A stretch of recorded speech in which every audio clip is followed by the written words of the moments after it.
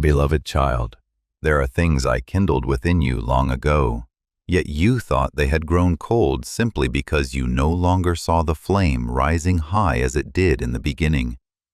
There was a time when a verse of Scripture touched your heart like a bell ringing from heaven. There were moments in prayer when you saw images your reason could not explain.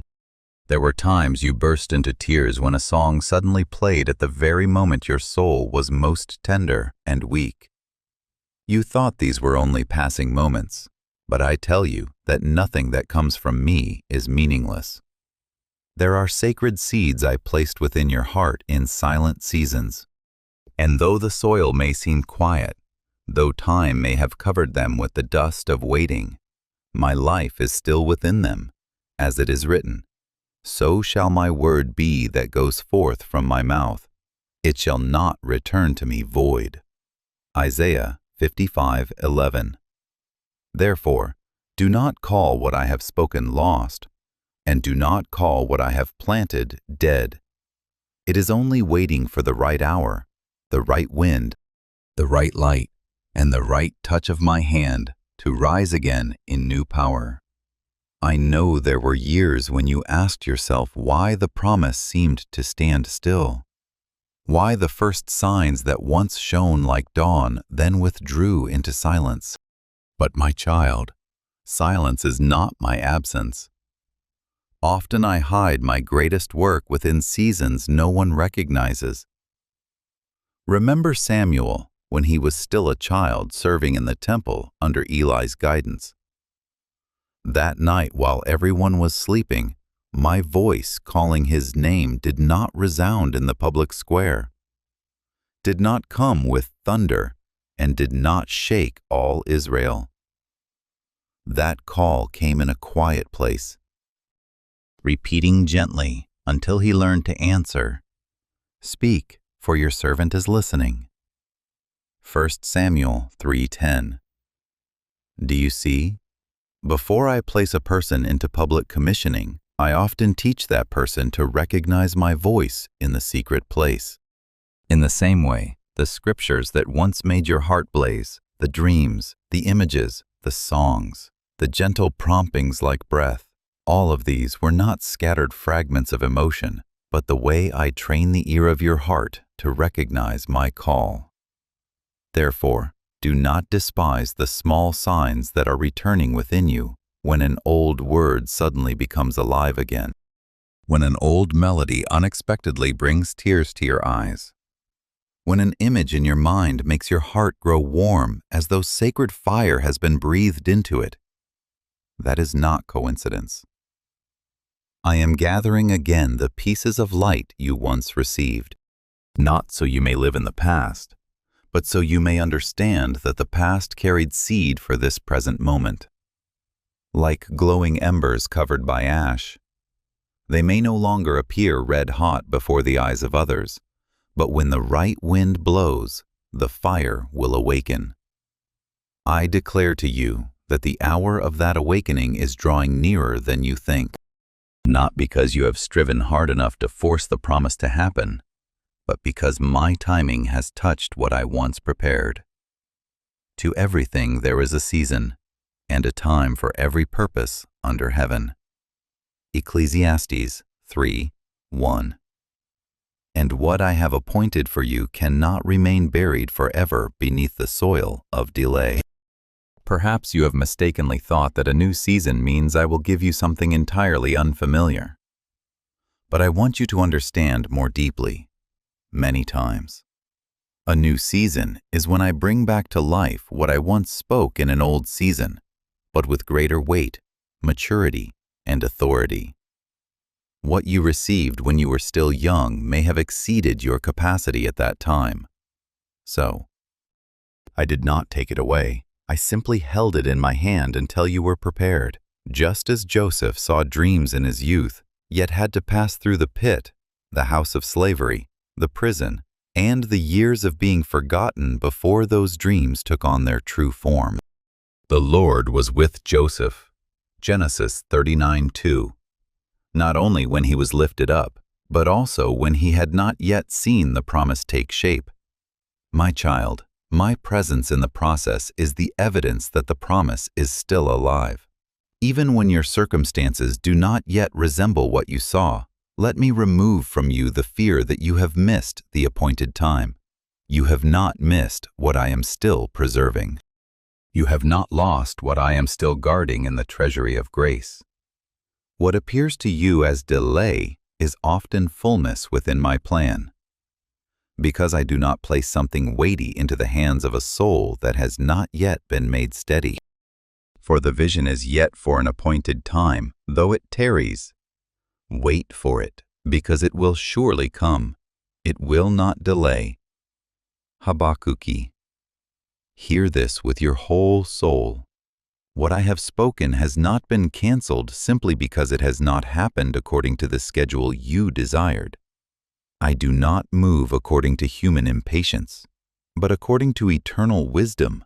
When I hold something back, it is not always because I am refusing it.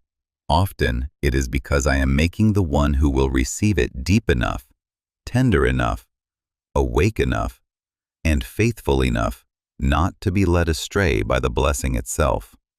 Now you will begin to recognize the sacred threads being woven together. Again, a verse of scripture you once underlined many years ago will suddenly carry new meaning. A prayer you thought had vanished into silence will return like an echo that has been answered. A song you once heard in a season of tears will sound again, but this time not merely to comfort you, but to confirm you. I am teaching you to reread your journey by my light, not by the weariness of memory. For there are things that seemed scattered while you were living through them, but when the appointed time arrives, you will see that I had arranged them like stones along the path leading you into fulfillment. As it is written, and we know that all things work together for good to those who love God. Romans 8:28. Not only some things, not only the things that are easy to understand, but even the things that once confused you will be set by me into their proper place within the greater picture. Beloved child, I do not want you to remember the promises only with regret. I want you to receive them with renewed faith. Do not say, I once burned brightly. Say instead, your fire is still within me. And now you are breathing a new wind. Do not say, I once heard your voice, but that was so long ago. Say instead, the one who called me before still knows my name today. I am the one who does not change. Jesus Christ is the same yesterday, today, and forever. Hebrews 13:8. If I once touched you through a word, I can still make that word blaze again. If I once planted a vision within you, I can still cause that vision to rise. If I once placed a song within you, I can still turn that song into the testimony of a soul that passed through the night without losing the dawn. Therefore, stay watchful in these days. Do not look for me only in what is great and dramatic, but recognize me in the very gentle movements of the Holy Spirit. A peace that suddenly floods you when you have no reason to feel peace. A phrase that rises from the page of Scripture like a lamp. A casual conversation that touches exactly what you have just prayed about. An old memory that no longer wounds you as it once did, but becomes a sign that I have healed you. All of these may be ways. I am telling you that the season has turned, just as a farmer knows the harvest is coming, not only by the ripened fruit, but also by the scent of the soil, the direction of the wind, and the color of the sky. You too must learn to recognize the signs of grace. I do not want you anxiously chasing after signs and wonders. I want you settled in nearness to me, so that when I whisper, your heart is quiet enough to hear. I speak to you with the love of a father. What has been planted within you will not die in the dark. What I have marked will not be erased by time. What I have begun will not stop halfway. For he who has begun a good work in you will complete it until the day of Jesus Christ. Philippians 1:6. Let your soul open like softened soil after the rain. Let hope no longer be an old memory, but a present breath. Let the scriptures, the images in prayer, the sudden songs, and the holy promptings return not as shadows of a former day, but as an army of light gathering within you. For I am bringing back to life what seemed to be asleep. I am breathing upon embers that seem to have died out. I am leading you to the place where the promise is no longer merely remembered, but begins to move to open the way to bear fruit and to testify that I am the faithful one from the beginning to the end. Beloved child, listen to what I am placing within your heart in this hour. Not every promise is given so that it may immediately take shape before your eyes. But every true word that comes from me carries within it life, timing, and the power to be fulfilled. There are words written down beforehand. Like a covenant sealed in the unseen realm, there are words sown into your soul very early, yet not permitted to sprout at once, because the soil still needs to be softened.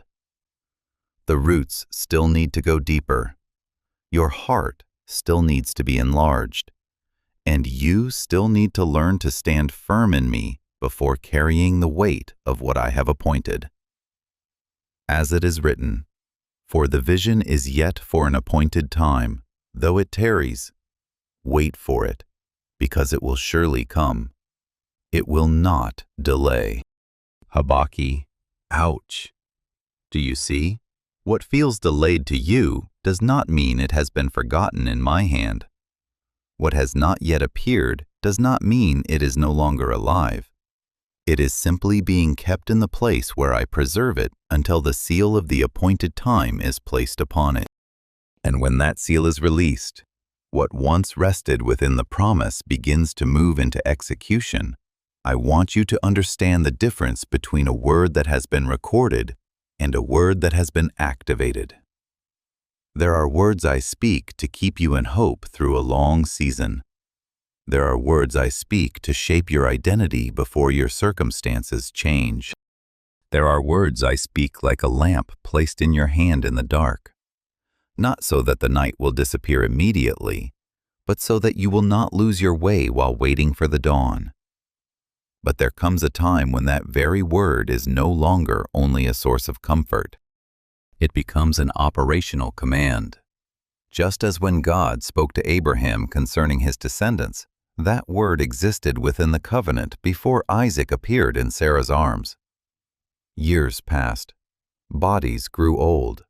Circumstances seemed to stand against the promise. Yet the Lord visited Sarah as he had said, and the Lord did for Sarah as he had spoken. Genesis 21:1. My child, what I have promised does not need favorable circumstances in order to become true. It needs my timing. And when that timing touches it, even what seemed too late must bow before my faithfulness. Therefore, do not look at the promise merely as a beautiful memory from old seasons of prayer. Do not cherish it only as a yellowed page tucked away in the drawer of your soul. I am doing something deeper. I am moving that word from the place where you merely remember it with your mind into the place where your soul recognizes it with confirmation. You will see that things I once spoke in the secret place will suddenly return with a very different weight. A scripture that lay silent for years will become alive like fire upon the altar. A prompting that once felt vague will now become clear and ordered. A prayer you thought had drifted far away will return like a bell announcing the hour. This does not come to make you nostalgic. It comes to testify that the spiritual gears have begun to move. The Lord will perfect that which concerns me. Psalm 138. And when I have set fulfillment in motion, no layer of time's dust can keep my word lying still forever. There are fulfillments, beloved child, that would overwhelm you rather than uphold you if they came too early. There are doors that, if opened before your heart was healed, would cause you to enter them with fear, insecurity, and instability. There are blessings that, if placed upon an unsteady foundation, would become a burden instead of a joy. That is why I do not only prepare the promise for you, I prepare you for the promise. I soften the hardened places within your heart, uproot the roots of bitterness, and teach you to distinguish between my voice and the voice of anxiety, between the prompting of the Holy Spirit and the impatience of the flesh. As it is written that you, being rooted and grounded in love, Ephesians 3:17, the deeper the roots, the more the tree can withstand the season of great winds. The more deeply your soul is planted in me, the more you will be able to carry what is vast without being broken by the very enlargement itself. Remember Esther, the orphan daughter who was brought into the king's palace through a journey that at first seemed filled with bewildering changes. She did not know that her beauty, humility, obedience, and the quiet days of preparation within the palace were all leading her to a decisive hour for her entire people. When Mori said, "Who knows whether you have come to the kingdom for such a time as this?" Esther 4:14. It was not merely encouragement, but the unveiling of a spiritual seal. The position she received was not only for honor. It was given for the execution of a deliverance I had already arranged. In the same way, you may have passed through many seasons without understanding why you were placed somewhere, met someone, endured a trial, learned a lesson, or waited before a door. But when my seal is placed upon the right hour, everything that seems scattered will be joined together into mission. And you will understand that I never wasted a single step in your journey.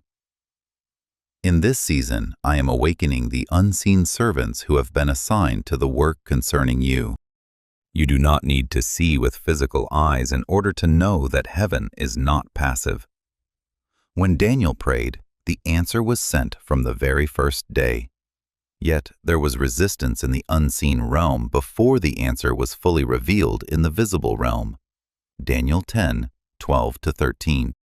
This teaches you that outward silence does not mean there is no inward movement. There are battles you do not see, arrangements you do not know about, and doors being opened before your feet ever reach them. I do not want you to become obsessed with angels or signs and wonders.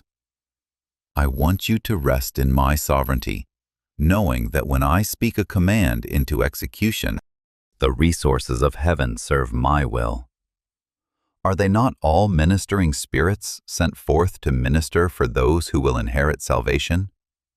Hebrews 1:14. Therefore, be at peace. What belongs to you is not only being remembered, it is being arranged. From this point on, you will sense a different weight in my reminders. I may remind you through Scripture, through dreams, through deep peace, through a word spoken by someone who does not even know they are touching the very place you prayed about. I may cause an old verse to shine as though it were new. Not so that you will overanalyze it, but so that you will recognize my breath upon it. My sheep hear my voice, and I know them, and they follow me. John 10:27. When the hour of execution comes, I do not leave you merely guessing with your mind.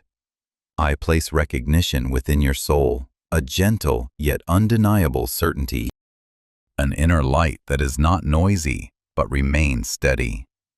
You will not need to force yourself to believe through strain. Faith will rise within you like a soldier hearing the sound of the trumpet. Therefore, do not be afraid when what is old comes alive again with new strength. Do not hastily extinguish holy prompting simply because you were once disappointed. Do not say that you have waited too long and no longer dare to believe. I am your Father, and I do not awaken hope again in order to wound you. I awaken hope again so that you may prepare to enter what I am opening. When I place my seal upon a word, that word no longer remains only in the realm of waiting. It enters the current of fulfillment. What needs to meet will meet. What needs to depart will depart. What needs to open will open. What needs to be restored will be restored. And instead of chasing every movement with anxiety, stand in obedience. Keep your heart pure. Keep your ear close to me, and keep your eyes watchful. For he who calls you is faithful, who also will do it. 1 Thessalonians 5:24. I speak this as a word of comfort and also as a word of awakening. The season of execution is not the same as the season of waiting. In the season of waiting, you learn to believe when you have not yet seen. In the season of execution, you learn to step when I open the way. In the season of waiting, you allow your roots to go deep. In the season of execution, you allow fruit to come forth at the appointed time. In the season of waiting, you are healed from impatience. In the season of execution, you are taught how to carry blessing with humility. Let me lead you through this transition gently yet firmly. Do not cling to the identity of one who only knows how to wait. For now, I am teaching you to carry the posture of one who is being sent. What I have written upon you by grace, I will execute by power. What I have hidden within you by wisdom, I will reveal by faithfulness. And when everything begins to move, you will know that you did not open this door by yourself, but that I, your Father, the one who keeps his word from generation to generation, have placed my seal upon it and declared, "The time has come." Beloved child, I want you to pay attention to the very small movements taking place within you, because not everything holy comes with a loud sound, and not every confirmation from heaven must appear like lightning tearing across the sky. There are times when I come like a gentle wind passing through the soul, like a lamp quietly lit again in a room whose door has not been open for a long time, like a very soft reminder that is still enough to make your whole heart pause. When you are doing the most ordinary things, when your hands are busy with the small tasks of daily life, when your mind seems merely to be moving along with the familiar rhythm of living, suddenly a verse of Scripture rises within your heart with a weight you cannot ignore. That is not coincidence. I am allowing my word to touch you in the middle of ordinary life, so that you may know the seal I have placed upon you does not belong only to deep hours of prayer, but also enters every small corner of your life. As it is written, "Your word is a lamp to my feet and a light to my path." Psalm 119:105. That lamp does not shine only in the sanctuary. It shines also in the small kitchen, on the road, in the middle of work, in silence, and in the moments when you thought nothing sacred was happening at all. My child, I know there were years when you grew weary from waiting, weary from having to hold on to hope without yet seeing the shape of what you believed. There were times when you thought you needed to try harder to remember what I had spoken, to pray with greater intensity, to seek more fiercely, to force your heart to burn as it once did. But I do not teach you to live under that strain. I am your Father, and I know how to call you back with tenderness. When I desire to awaken something within you, I do not always use pressure. Many times I use a song, a note, a fragrance, a phrase, an image passing through your heart like a clear stream. It is in that gentleness that I am healing the exhaustion left behind by delay. Not by might, nor by power, but by my Spirit. Zechariah 4:6. What I am doing within you does not come from the rigidity of your will, but from the breath of the Holy Spirit stirring again the things that belong to me. Remember Elijah when he stood on the mountain before me? There was a great wind that tore into the mountains, an earthquake and fire. Yet I did not choose to reveal myself in those thunderous things. After all of it, I came to him in a still, small voice. 1 Kings 19:11-12. Do you see? A weary soul does not always need a violent shaking. Many times it needs a whisper, close enough to know that I am still there. Elijah was exhausted, believed he was alone, and wanted to abandon the journey. But I did not crush him with rebuke. I fed him, gave him rest, and then called him with a gentle voice to bring him back into his mission. In the same way, when you sense small movements within your heart, an old image suddenly returning, a promise suddenly carrying new life, a holy longing suddenly growing warm, this is my way of saying that you have not been forgotten and your journey is not over. There are things I once showed you in the secret place, but at that time you did not yet have the strength to understand them fully. There were images in prayer, like fragments of heaven falling into your heart, beautiful yet difficult to explain. You carried them through many seasons, sometimes holding them tightly, sometimes feeling as though you had forgotten them, sometimes not daring to mention them again because you feared you had misunderstood. But, beloved child, I do not revive what is holy in order to confuse you. I revive it in order to place it within its proper time. What once seemed like a brief scene passing through your soul may now return with clearer light because you have walked through enough to recognize its meaning. Like Joseph, who saw dreams in his youth, but only understood them fully when he stood before his brothers in the day of fulfillment. You too will one day look back and recognize that what I showed you was never meaningless. You meant evil against me, but God meant it for good. Genesis 50:20. There are spiritual memories that can only be interpreted after the soul has matured enough to carry their interpretation. Therefore, do not take lightly the moments when you suddenly pause in the middle of ordinary life. When a verse of Scripture rises in your mind at the exact moment you are not even searching for it, stop and let it wash through your heart. When a melody that seems random softens your heart, recognize that I may be using that very sound as a key to open a room that has long been closed. When an old image returns and carries peace instead of pain, understand that I am touching memory. Not so you will relive the wound, but so I can turn the place that once a place of testimony. I will heal their backsliding. I will love them freely. Hosea 14:4. My healing is not only the removal of pain. Many times it is making what once hurt no longer rule over you and placing the fragments of memory back under the light of grace. I am teaching you to recognize my presence in the very real rhythm of your life. You do not need to wait until everything is absolutely quiet before you can hear me.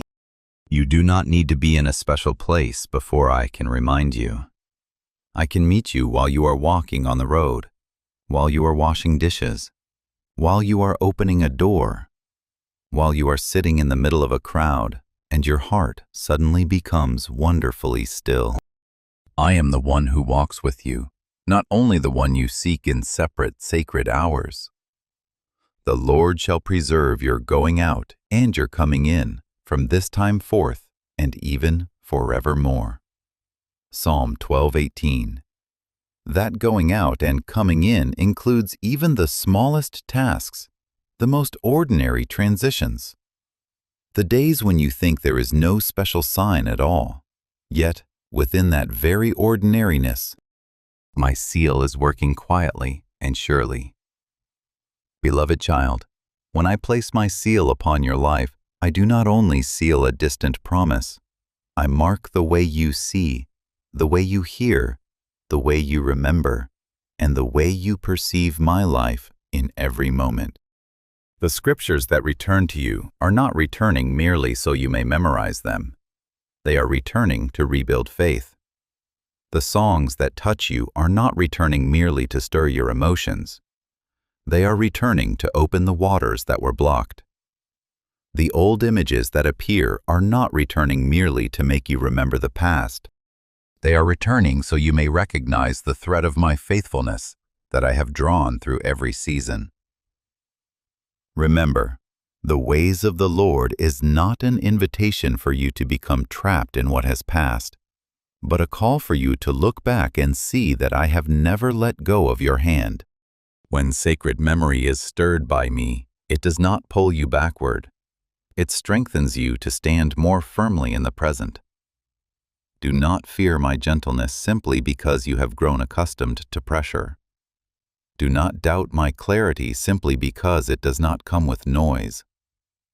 Many times, the deepest thing I do within you begins with a very delicate touch, like dew upon the field before dawn. But do you know this, my child? That dew is a sign that the night has passed and the new day is drawing near. I am making your soul sensitive again, not so you will become more easily wounded, but so you will recognize me more accurately. I am restoring your ability to hear, your ability to believe, and your ability to tremble before what is holy.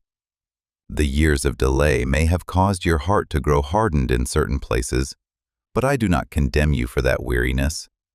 I draw near little by little to soften what has become dry, to rekindle what has grown cold, and to tell you that what belongs to me within you is still alive. Therefore, walk through these days with gentle watchfulness. Do not anxiously hunt for signs, but do not ignore the small reminders I place along your path either. Let your heart respond with simplicity. Father, I am listening. When I bring something back to your remembrance, receive it when I cause you to pause. Pause it. When I make a verse of Scripture shine within you, let it become bread for that day. When I bring an old image back, ask me with peace, not with fear. For I do not confuse you, I lead you into recognition. I do not force you to remember. I awaken sacred memory at the right time. And you will see that each of these small movements will join together into a greater current until your soul understands that your Father is marking again what belongs to Him, calling what has slept to awaken, healing your weariness with the wind of life, and leading you into a season where every small reminder becomes a tender evidence that I am still with you. Beloved child, there are things you have hidden very deep within your heart, not because you no longer believe, but because you are afraid that if you touch them again, the old pain will awaken. There were petitions you once offered with tears, dreams you once wrote down in the secret place, hopes you once held with all the purity of your soul. And then time passed, and those things seemed to be placed into a silent drawer. You did not throw them away, but you also did not have enough courage to open them again. You were afraid to see how much you once hoped. You were afraid to face the old pages and ask yourself why what you believed has still not taken shape. But today, I will not let you open that drawer alone. I sit beside you like a gentle father, place my hand upon the things you once stored away, and I declare, not one page has been forgotten by me.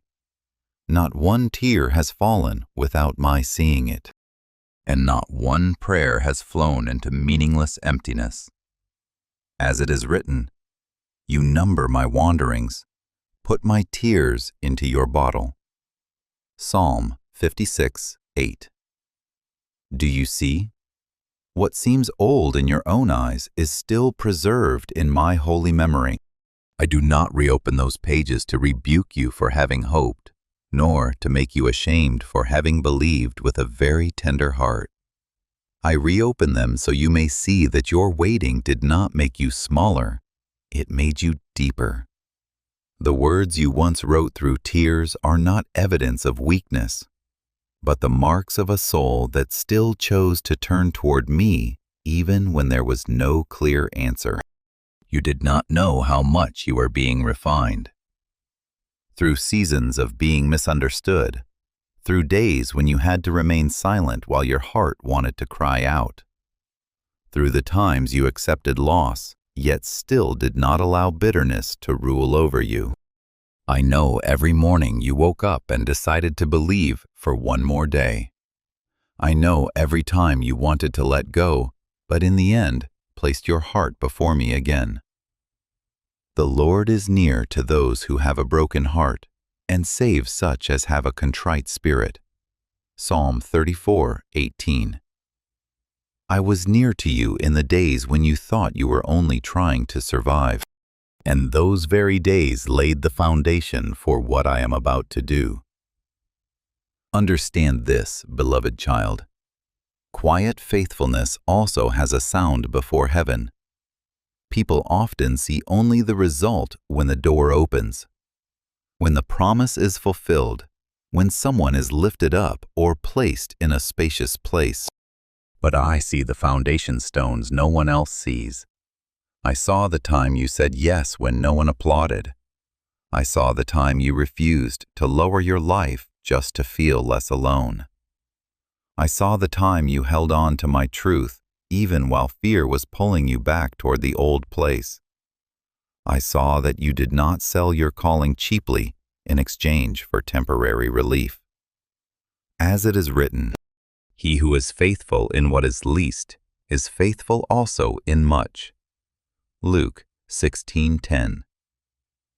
It is faithfulness in the small things, the unrecognized things, the things no one recorded, that has become a testimony before me that you can be entrusted with more. There is a story I want you to remember. When David was anointed by Samuel among his brothers, he did not immediately ascend the throne after the oil had flowed upon his head. He returned to the fields, returned to the sheep, returned to ordinary days where it seemed as though nothing had changed. But my child, from that moment, something invisible had changed. He still held his harp, still tended the flock, still lived among small tasks. But in the spiritual realm, the seal had been placed.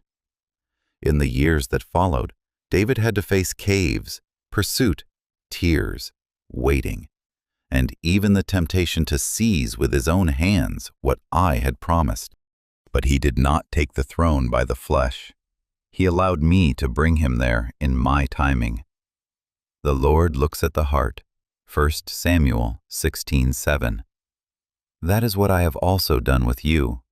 I do not look only at what you can accomplish.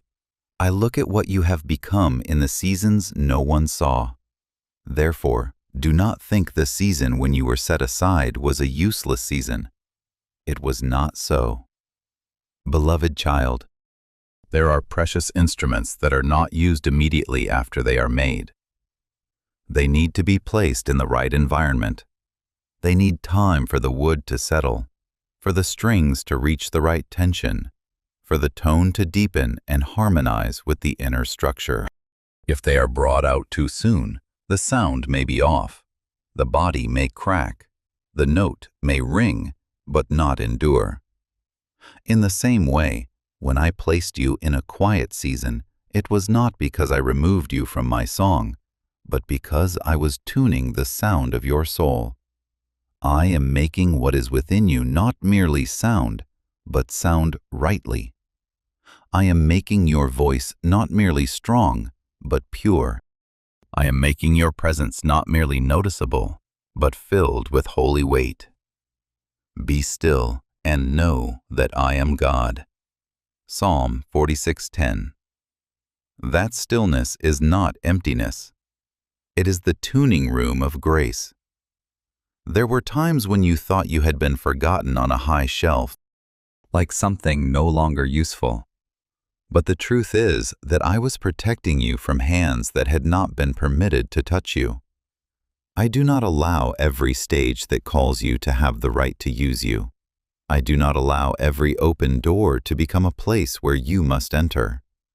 I am distinguishing, purifying, and separating you from wrong rhythms, false calls, and pressures that could cause you to release a sound that does not belong to you.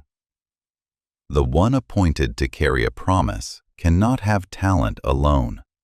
That one must have depth. The one entrusted with what is holy cannot only know how to burn. That one must also know how to keep the flame. For every house is built by someone, but he who built all things is God. Hebrews 3:4. I am building you from within, not merely decorating you from without. You thought you were standing still, but I declare that you were being calibrated. You thought you were falling behind, but I was making your foundation straighter. You thought you were slower than others, but I was bringing you into the rhythm that agrees with heaven. Do not compare your season of adjustment with someone else's season of manifestation. Some are called out earlier, and some are held back longer.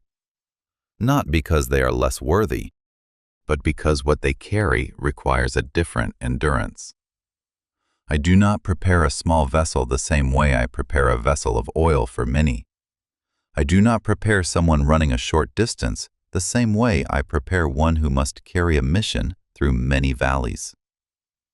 Those who wait on the Lord shall renew their strength. They shall mount up with wings like eagles. Isaiah 40:31. Waiting does not weaken you when you place it in me. It gives you strength to rise at the right time. I also want you to understand that refinement does not only remove what is wrong, it causes what is true to shine. Just as gold passes through the fire, not to become gold, but so that impurities may be separated and its precious nature may be revealed. You too have passed through seasons. I allowed so that the dissonant notes within your heart could be corrected. There were fears that once caused you to speak differently. There were wounds that once caused you to mishear my voice. There were desires for recognition that once made you easily weary. But through every quiet season, I touched the strings within you, loosening what was too tight, tightening what was too loose, healing what had cracked, and softening what had dried out. He will sit as a refiner and a purifier of silver. Malachi 3:3. I did not leave the refining furnace. I sat there watching over the flame so that nothing would consume you except the things no longer permitted to rule over you. Now, as I open the old pages with you again, do not read them through the disappointment of former years. Read them with the eyes of one who has matured. You will see that the prayers you prayed long ago were not as naive as you once feared. They were pure, honest, and precious. You will see that the old dreams were not illusions. Many of them were seeds I placed within you before you had enough language to understand them. You will see that even the things not yet fulfilled have already been working within you, drawing you nearer to me, teaching you deeper discernment, making you more steadfast, and causing you to no longer be so easily shaken by praise or rejection. Hold the beginning of our confidence steadfast to the end.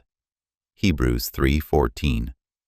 You have held on more than you realized, and I have recorded it more deeply than you know.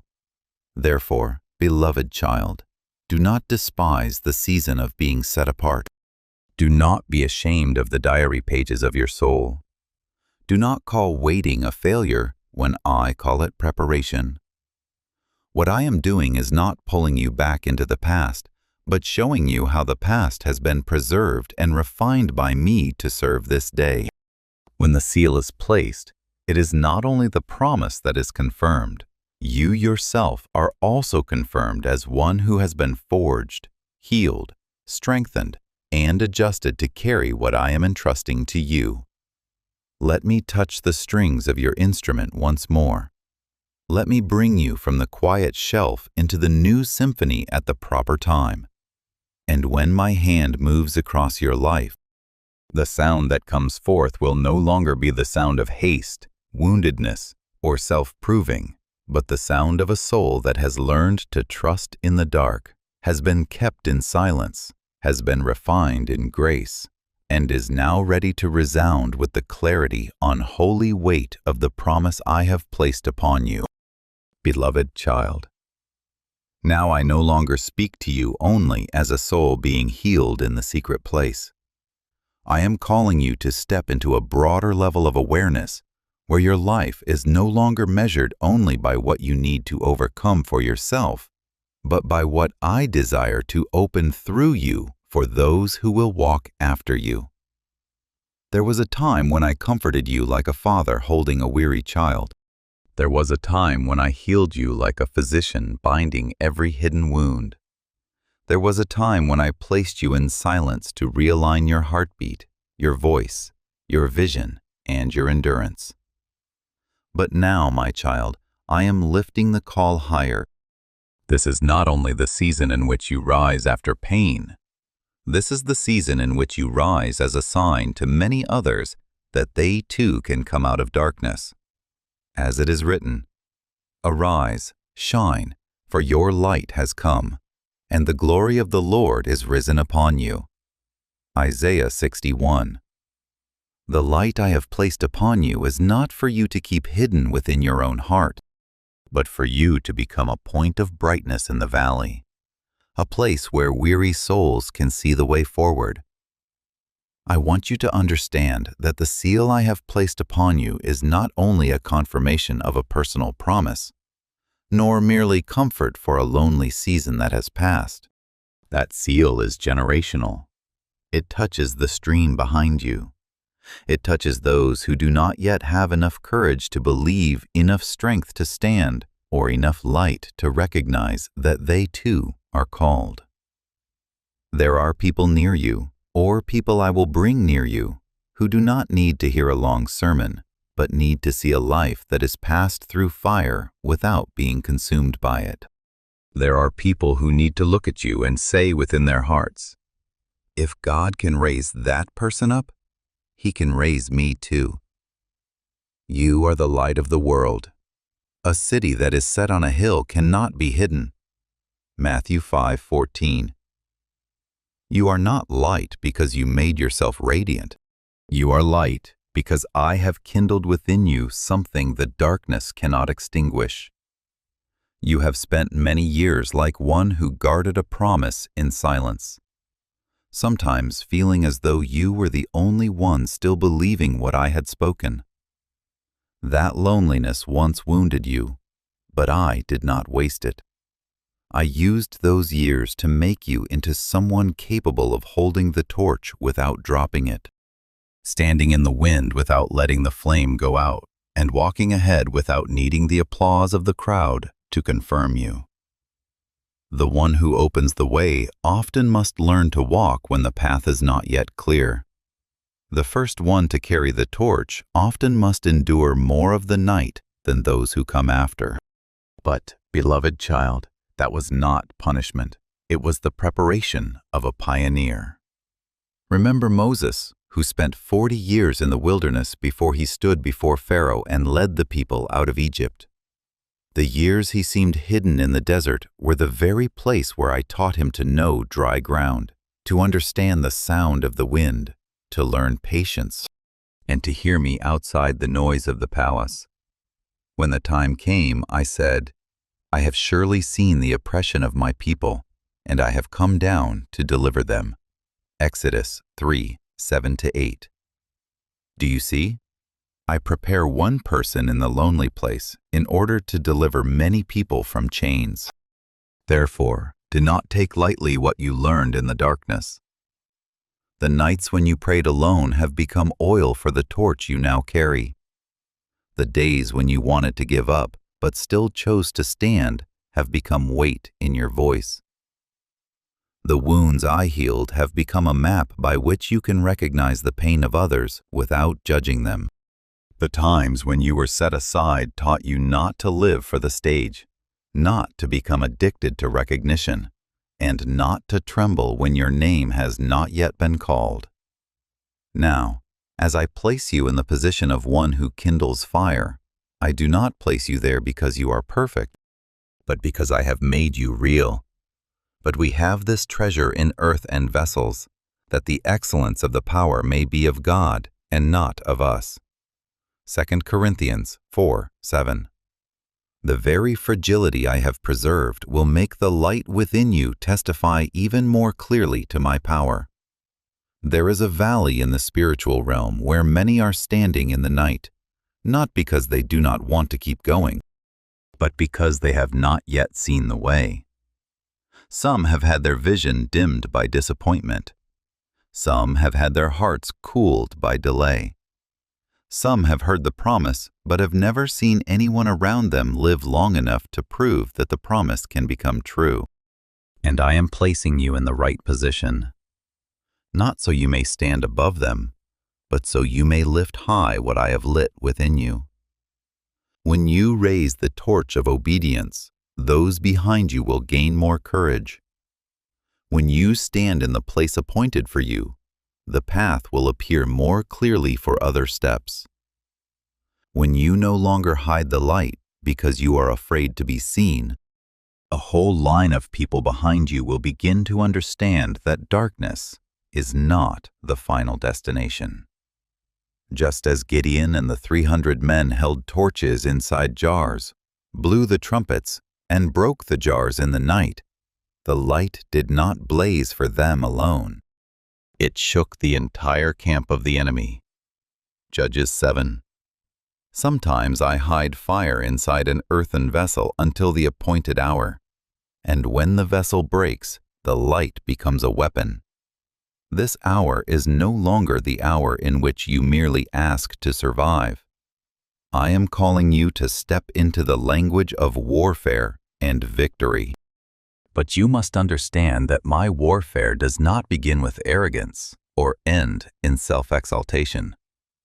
My warfare is standing firm in truth, refusing to bow before fear, remaining steadfast in love when darkness wants to harden your heart, and continuing to shine when many have grown accustomed to the night. For we do not wrestle against flesh and blood, but against principalities, against powers. Ephesians 6:12. Therefore, you do not rise up to oppose people. You rise up to break the chains that have held many souls in paralysis. You do not lift the torch to display your own light. You lift the torch so that those who are lost may know there is still a way back to me. Beloved child, the trumpet I am sounding in this season is not calling you back to the smallness of your former way of living. It summons you into the battle line of those who have been healed in order to become healers, raised up in order to lift others, comforted in order to become instruments of comfort. He comforts us in all our tribulation, that we may be able to comfort those who are in any trouble, with the comfort with which we ourselves are comforted by God. 2 Corinthians 1:4. What I have done in you does not end with you. The water that has flowed into you must continue to flow through you. The fire that has been kindled within you must warm other cold hands. The promise that sustained you through the night must become a testimony that opens the way for someone standing before their own night. From today onward, look at your life with a farther-reaching vision. There are decisions you make that do not only affect how you feel today, but also lay a foundation for those who will learn how to believe through the way you live. There are quiet acts of obedience in you that will become milestones for the generation after you. There are refusals to compromise that will break an old cycle within the flow of your family, your community, or the people I have entrusted to your influence. Do not say that you are too small to make a difference. One torch in the night can call many other torches to blaze. One person standing firm can cause a whole line of trembling people to find their posture again. One sincere yes can open a door through which many others will later pass. One could chase 1,000, and two put 10,000 to flight. Deuteronomy 32:30.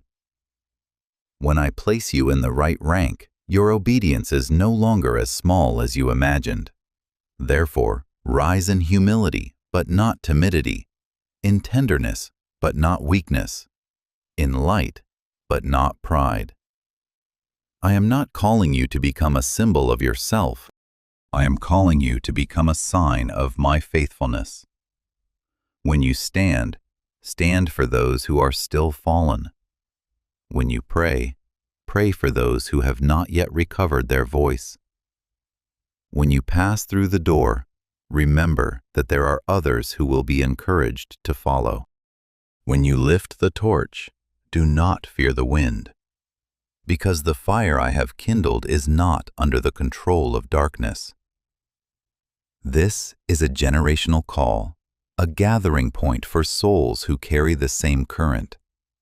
The hour when those who once thought they were alone begin to recognize that they belong to a far greater spiritual army. And you, the child I have healed, awakened, refined, and calibrated in silence, will no longer carry the promise only as a secret in your heart.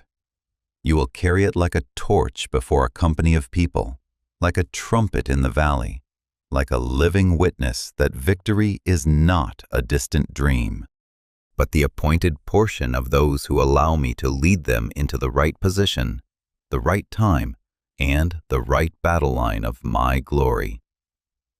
Beloved child, I want you to lift your eyes beyond the narrow scope of what you see before you, because the vision I have placed within you was not born to stop at one day, one need, one pain, or one personal victory. You once asked me to help you stand, and I heard you. You once asked me to heal the places where your heart had cracked, and I drew near. You once asked me to open a way for you to pass through seasons that seemed impossible to overcome, and I held your hand step by step. But now I am not only calling you to rise so that your own heart may be relieved. I am calling you to stand so that your life may become a great tree under whose shade those after you can find shelter. As it is written, the righteous shall flourish like a palm tree. He shall grow like a cedar in Lebanon. Psalm 92:12. You are not merely a small branch growing just to survive the wind. You are a seed I planted in deep soil, covered through many seasons, watered with tears, warmed by faithfulness, so that one day you would rise with a stature that does not only give shade to yourself, but creates a living place for many other souls. There are things I swed within you very early that you once thought were too great for your life. There were holy longings that confused you because you looked at your own fragility and wondered how someone like you could carry something so vast. But, my child, an ancient tree does not begin with a tall trunk and a wide canopy. It begins as a very small seed buried in darkness, bearing the pressure of the soil, enduring hidden time, receiving rain and sunlight in turn, and passing through seasons when it seems as though nothing is happening. What you call being buried, I often call being planted. What you call delay, I often call roots going deeper. As it is written, Blessed is the man who trusts in the Lord, for he shall be like a tree planted by the waters, which spreads out its roots by the river. Jeremiah 17:7-8. When the roots have touched the source, the tree no longer lives by the weather above it. It lives by the hidden waters beneath it, and that is what I have done within you. I have taught you to live not in dependence on the changes around you, but by being nourished by my life in the deep places. Therefore, understand that the victory I give you does not end only with your escape from a difficult season. That victory becomes a turning point for an entire stream. When you overcome a fear, those who come after you will see that fear is no longer an unbreakable wall. When you allow me to heal a generational wound, there are souls after you who will not have to bow before the same chain. When you learn to live in truth instead of hiding in shame, a new road is opened for those who once thought they had to remain small forever. Go through the gates. Prepare the way for the people. Build up the highway. Take out the stones. Isaiah 62:10. You do not merely pass along that road. I also use you to clear the way. There are stones you pick up today that will make the steps of those after you lighter. There are battles you win in the secret place that will become a land of peace for those who do not yet know how to fight. I know you have passed through seasons of being pressed into a corner, where you thought you only had enough strength to defend yourself.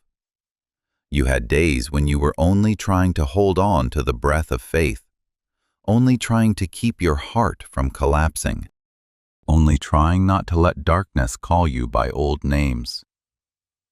But now I am changing your posture. You no longer stand like one surrounded with no way out. You stand as one who has been given authority to advance. Behold, I give you the authority over all the power of the enemy. Luke 10:19. That authority is not for arrogance, nor is it for fighting through the flesh, anger, or rivalry.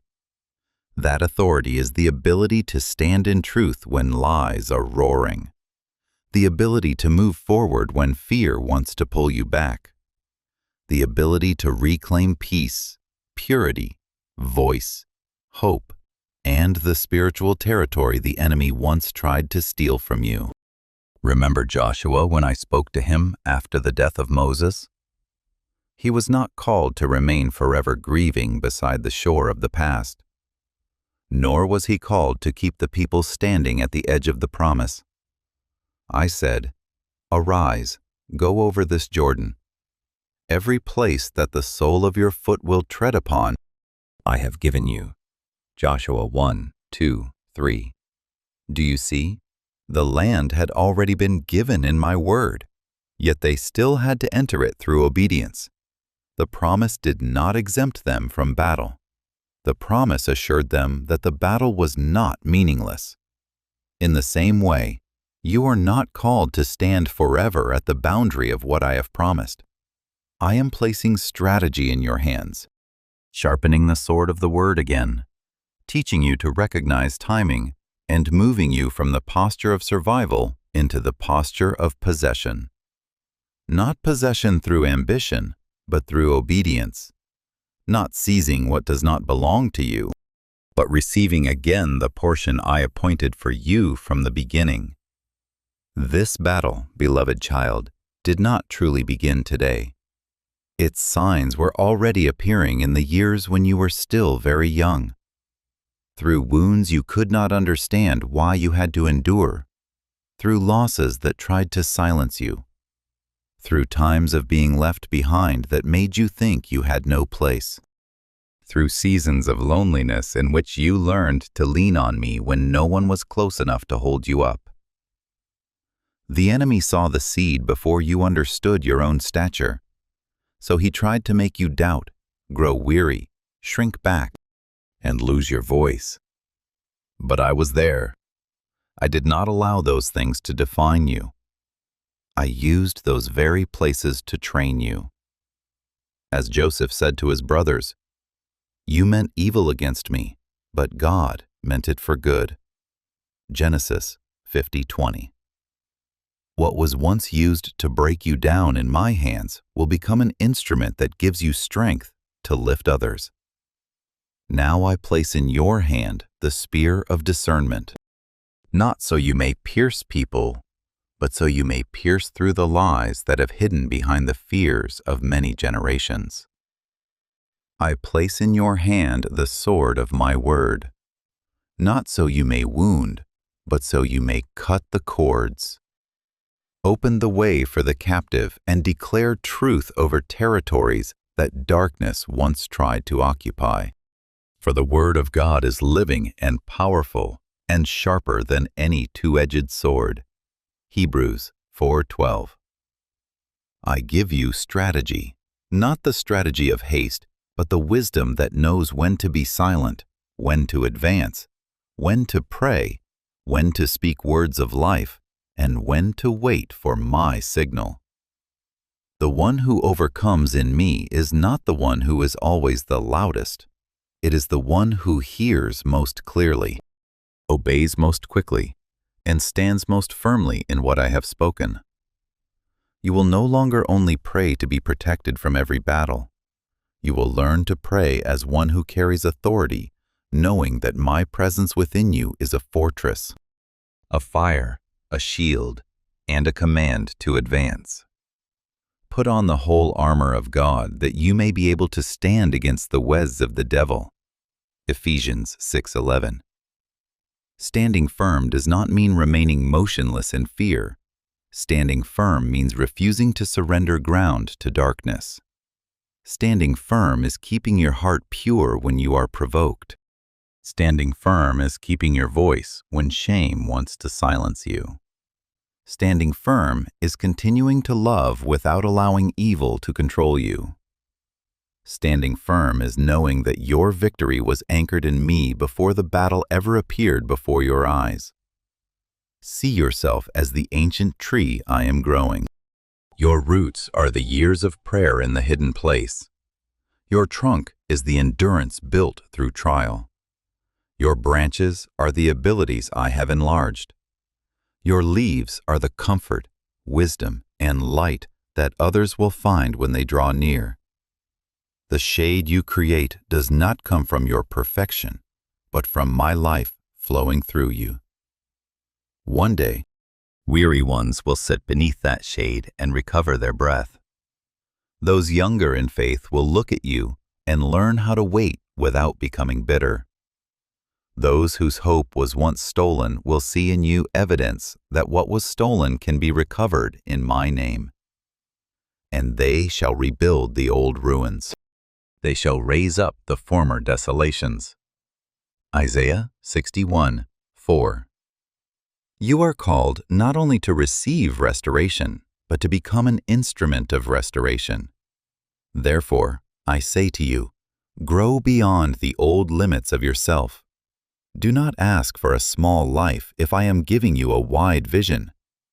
Do not ask only for shade for yourself if I am making you into a great tree for many. Do not ask only to escape the battle if I am training you to lead in victory. You do not advance by your own strength. You advance by obedience. You do not carry the sword for self-exaltation. You carry it for liberation. You do not bear the spear to display power.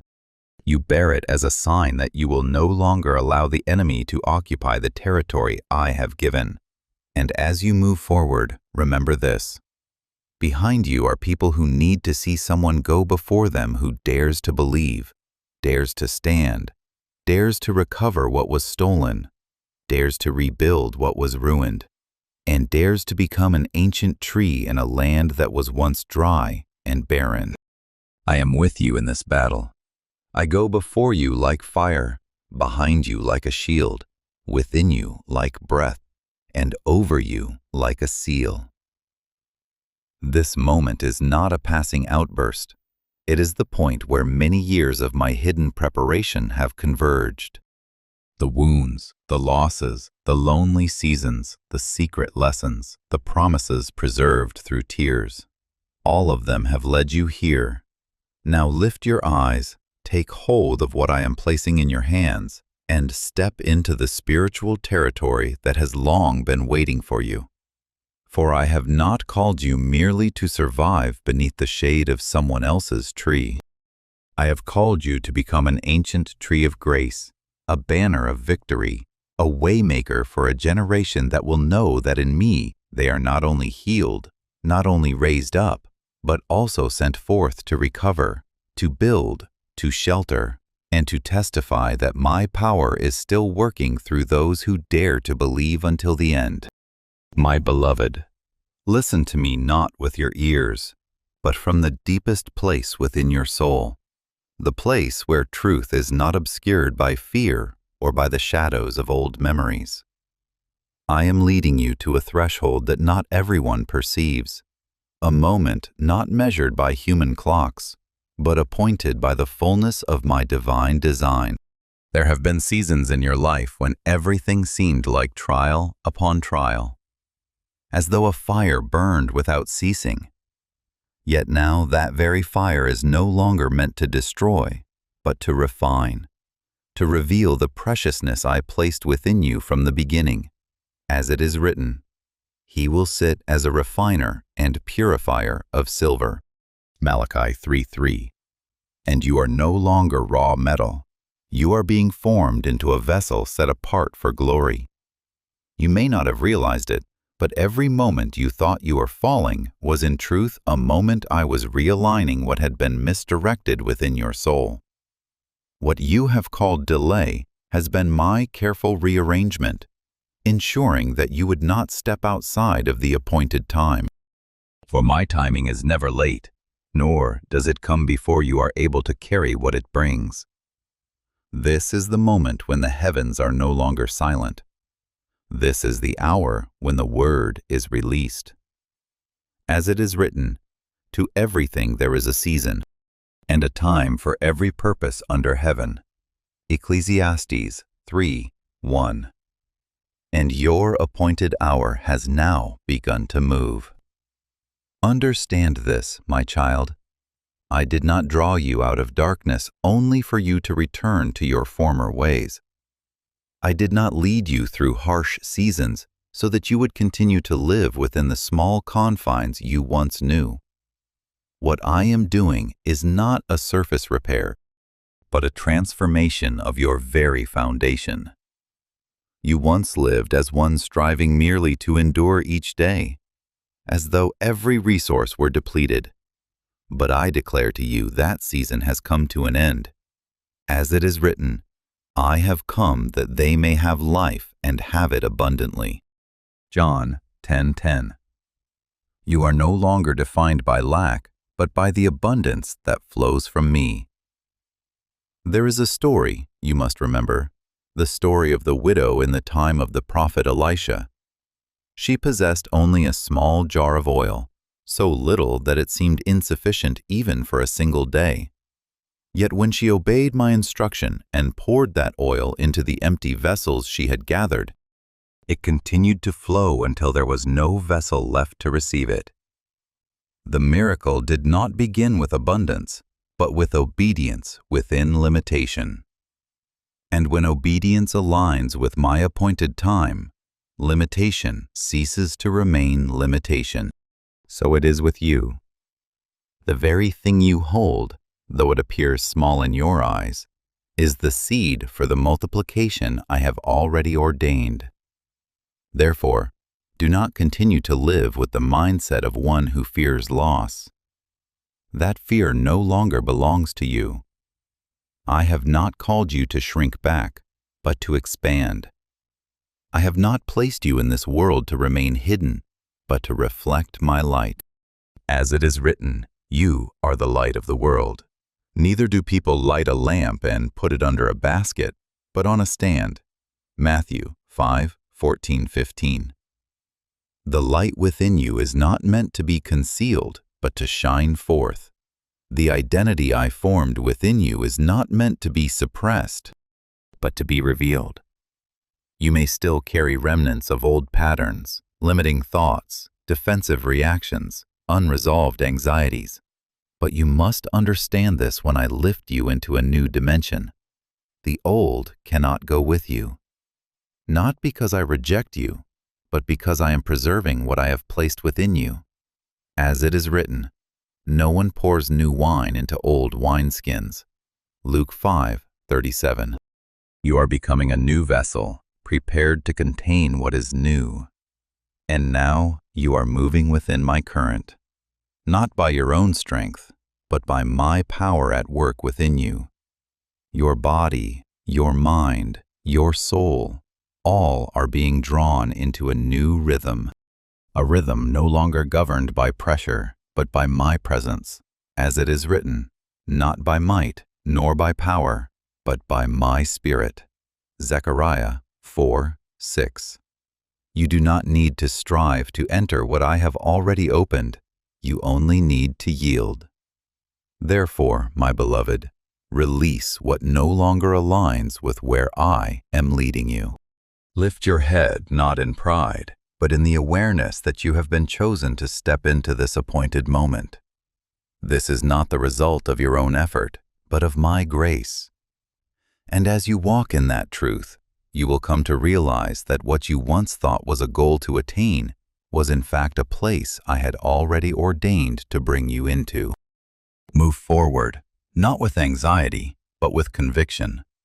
For I do not merely go before you, I am within you, working all things to complete what I have begun. And as it is written, he who began a good work in you will carry it on to completion until the day of Jesus Christ. Philippians 1:6. You are no longer at the beginning. You are in the moment of fulfillment. The moment when what was unseen begins to emerge, and what was promised starts to take form in your very life. My beloved, there are images I do not choose at random, but place with intention to imprint deeply within your understanding. When I speak of an intersection or a closed circle, I am revealing to you a spiritual principle.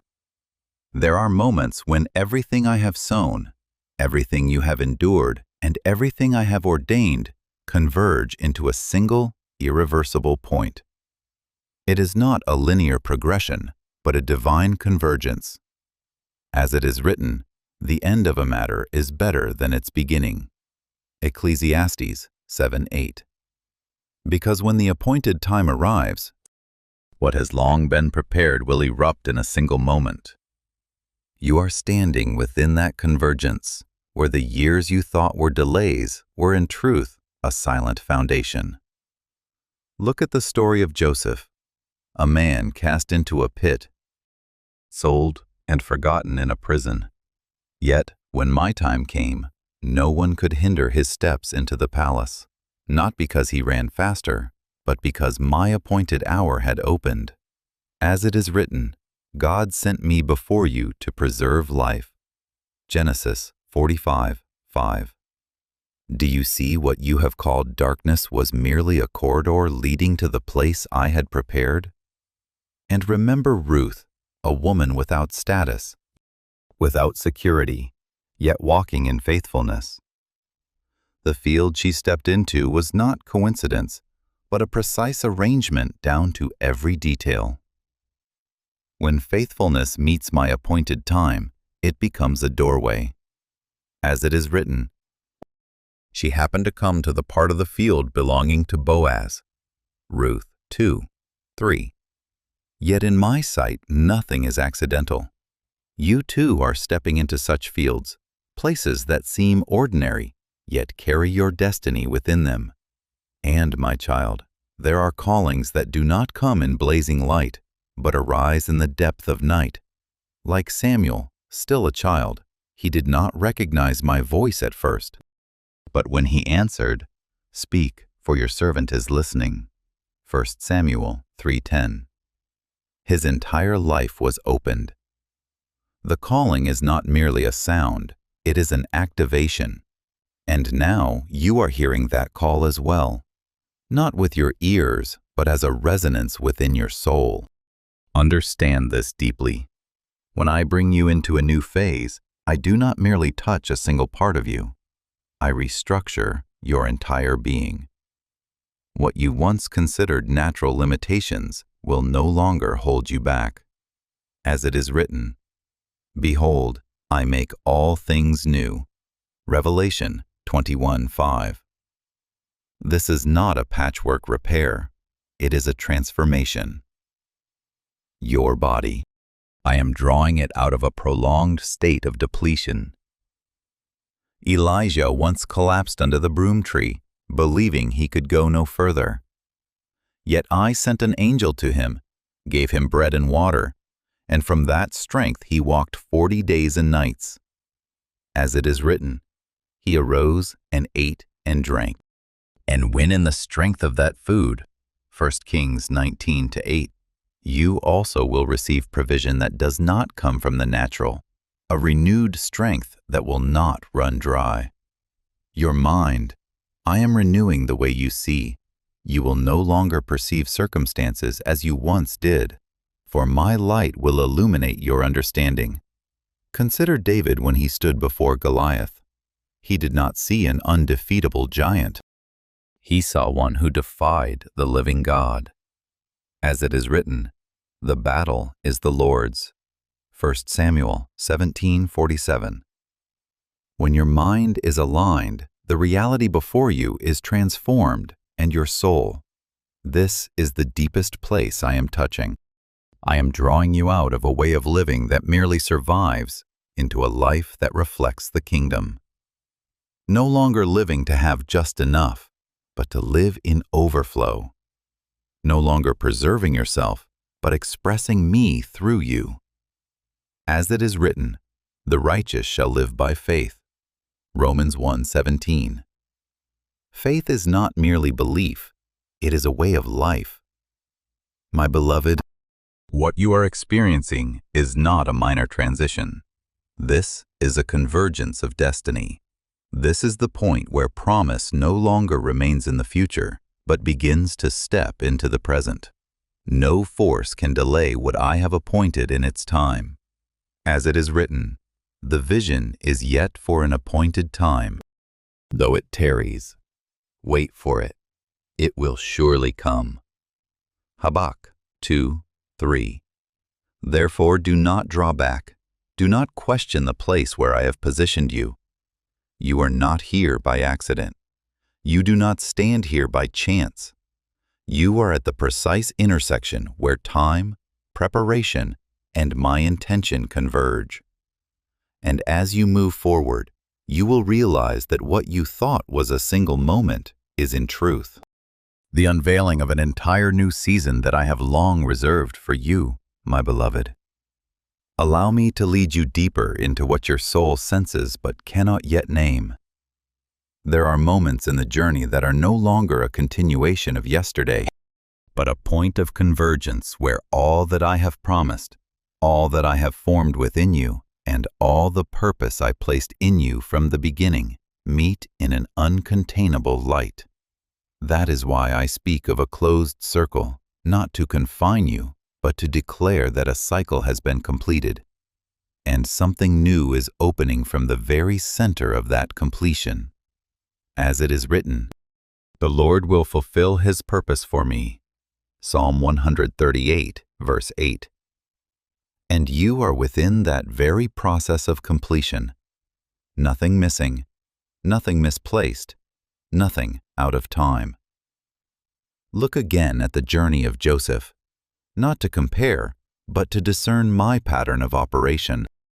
The years of obscurity were not abandonment, but the place where I quietly formed character. When the appointed hour came, he did not need to strive for position. The door opened of its own accord. As it is written, Pharaoh sent and called Joseph and set him over all the land. Genesis 41:14. Suchi, what I do is not dependent on the approval of the world when the time is ripe. Even circumstances themselves will bow to serve my purpose. In the same way, Ruth did not step into her destiny by her own strength or through human strategy. Her quiet faithfulness led her into a field that had already been appointed. And in what seemed like an ordinary moment, the lineage of a king began. As it is written, "He will grant you rest." Ruth 3:1. Do you see? The place I prepare is not one of noise, but of precision, the place where destiny and obedience meet. And my child, there are callings that do not arise in the midst of crowds, but come in deep stillness. Samuel heard my voice in the night. When darkness covered everything and others were asleep, he did not recognize it at first. But when his heart became ready, that call became the beginning command of his entire life. As it is written, "Speak, Lord, for your servant is listening." 1 Samuel 3:9. You are also in such a moment where a single word can open an entirely new journey. But what I am doing does not stop at changing outward circumstances. I am touching your whole being, because a life that carries the atmosphere of the kingdom cannot be built upon an old foundation. As it is written, I will give you a new heart and put a new spirit within you. Ezekiel 36:26. This is not an improvement. This is a recreation. Your body, I am drawing it out of the state of exhaustion you have long endured. Remember Elijah when he collapsed in weariness? I did not rebuke him for weakness. I nourished him. The bread from heaven did not merely sustain his body, but carried him into a journey he could not complete by his own strength. As it is written, he went in the strength of that food 40 days and 40 nights. 1 Kings 198. You also will be sustained in ways that transcend natural reasoning. For your source no longer comes from yourself, your mind. I am renewing the way you perceive the world. No longer a vision shaped by fear or past experience, but one illuminated by my Spirit. Look at David. While others saw danger, he saw an opportunity for my glory to be revealed. As it is written, you come to me with sword and spear, but I come to you in the name of the Lord. 1 Samuel 17:45. When your mind is renewed, what you face no longer defines you. I define you and your soul. This is the place I am lifting most powerfully. You will no longer be bound by fear or withdrawal. Remember the early disciples. They once locked themselves away in fear, but when the Holy Spirit came upon them, they stepped out and shook an entire generation. As it is written, they were all filled with the Holy Spirit and spoke the word of God with boldness. Acts 4:31. That transformation did not come through training, but through my touch. Therefore, my beloved, do not regard this moment as an ordinary phase. This is a point of convergence that no power can delay. This is the place where what was once scattered is now brought together, where what was hidden is now revealed. As it is written, the light shines in the darkness, and the darkness has not overcome it. John 1:5. You are standing in that light. Walk forward with conviction. Not because you understand everything, but because you trust the one who leads you. The circle has been completed not to end, but to open a new center from which all that I have ordained will begin to flow through your life. And as you move forward, you will come to realize you are not merely stepping into a moment. You are becoming part of the fulfillment I have written from eternity. My beloved, let your heart become still in the reverence of this moment. For what I am doing is not a gradual change unfolding over time, but a shift released by command, as though from the highest place a decisive word resounds.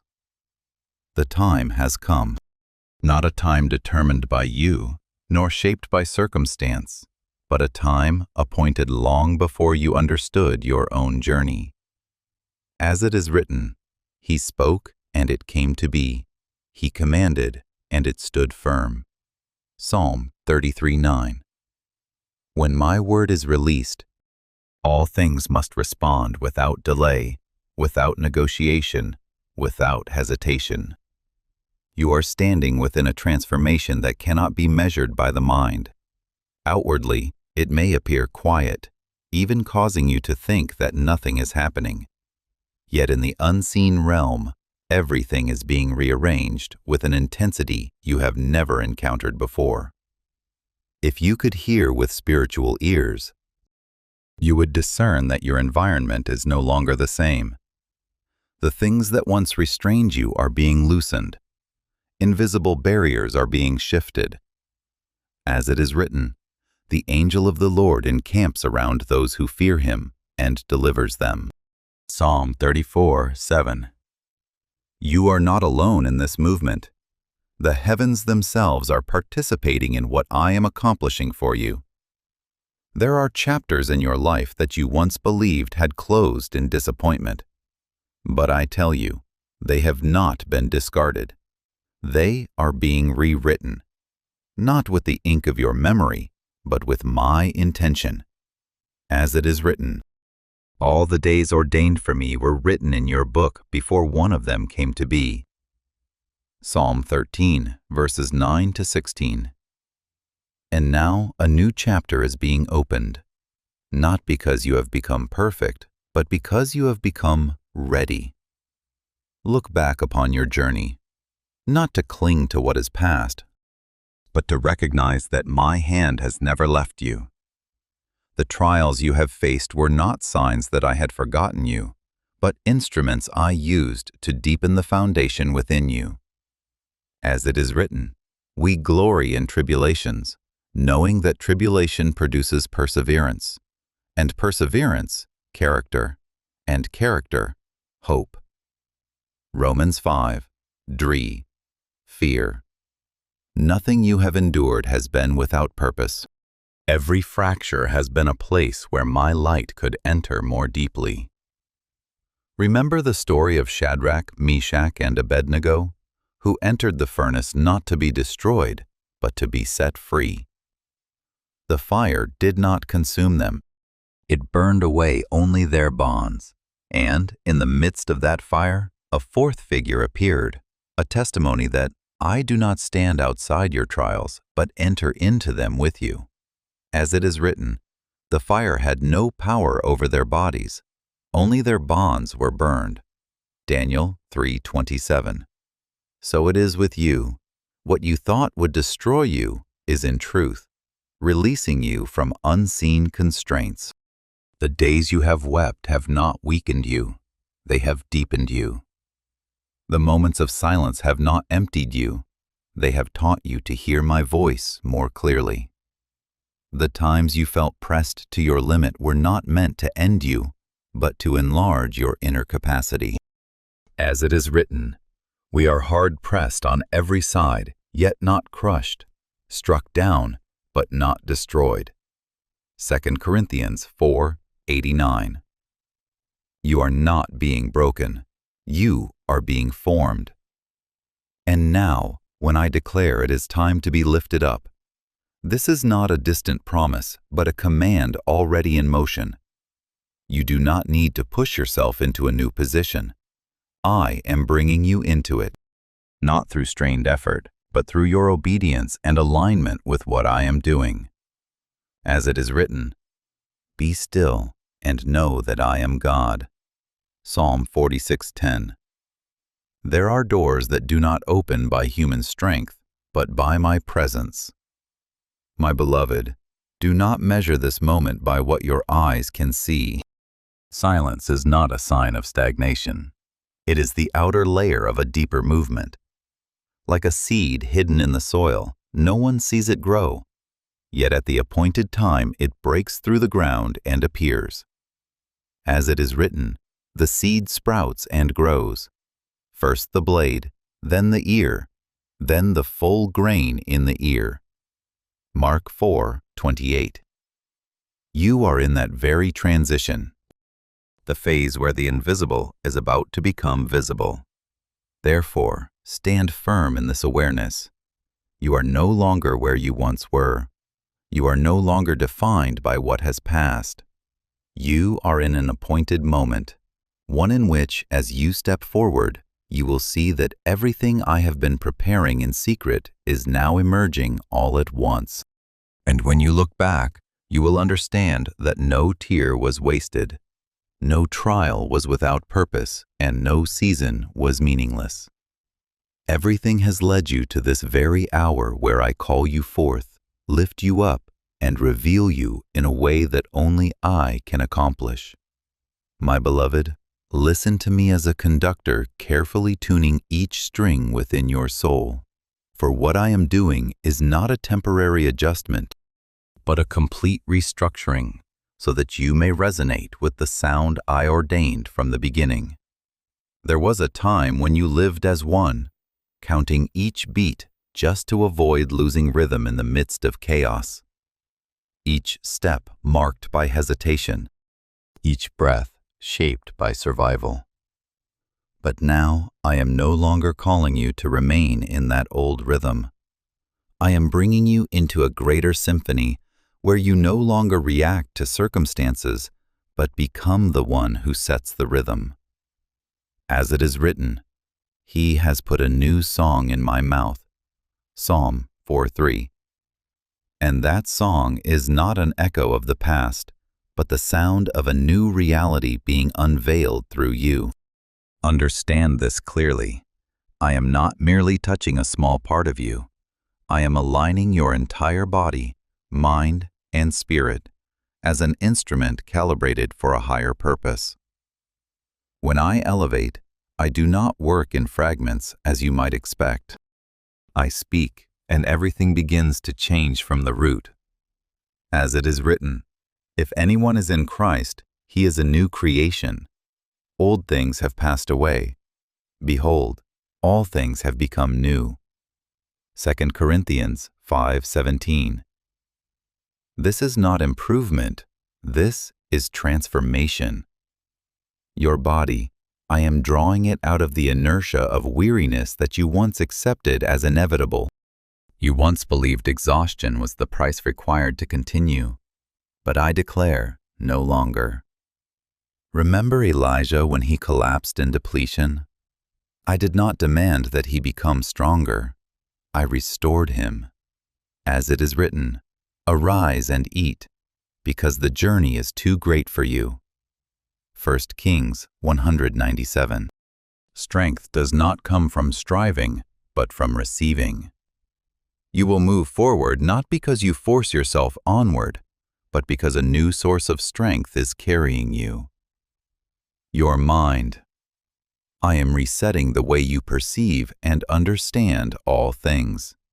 You will no longer be governed by old patterns, nor by the limited definitions you once believed to be true. Look at David when he stood before Goliath. He did not see with natural sight, but with illuminated understanding. As it is written, you come to me with sword and spear, but I come to you in the name of the Lord. 1 Samuel 17:45. When your mind is renewed, reality no longer shapes you.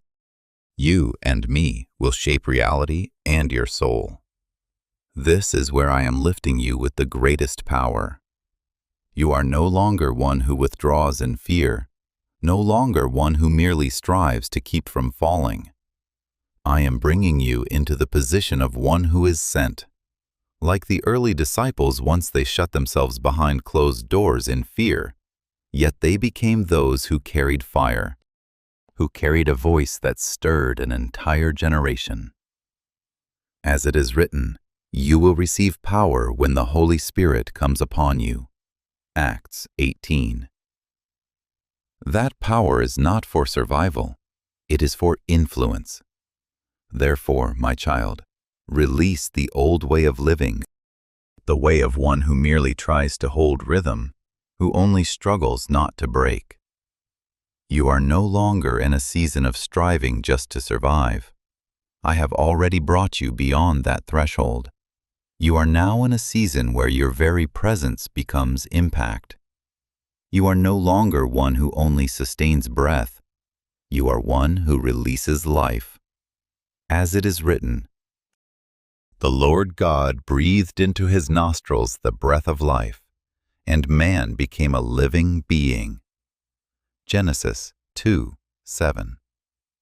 In the same way, through you, life will flow outward. There is a story you must remember. When Moses stood before the Red Sea, he was no longer in the position of a fugitive. He had once trembled, doubted, and felt inadequate. Yet in that moment, I did not tell him to turn back. I told him to stretch out his staff as it is written, "Lift up your rod and stretch out your hand over the sea." Exodus 14:16. And the sea parted. Do you see?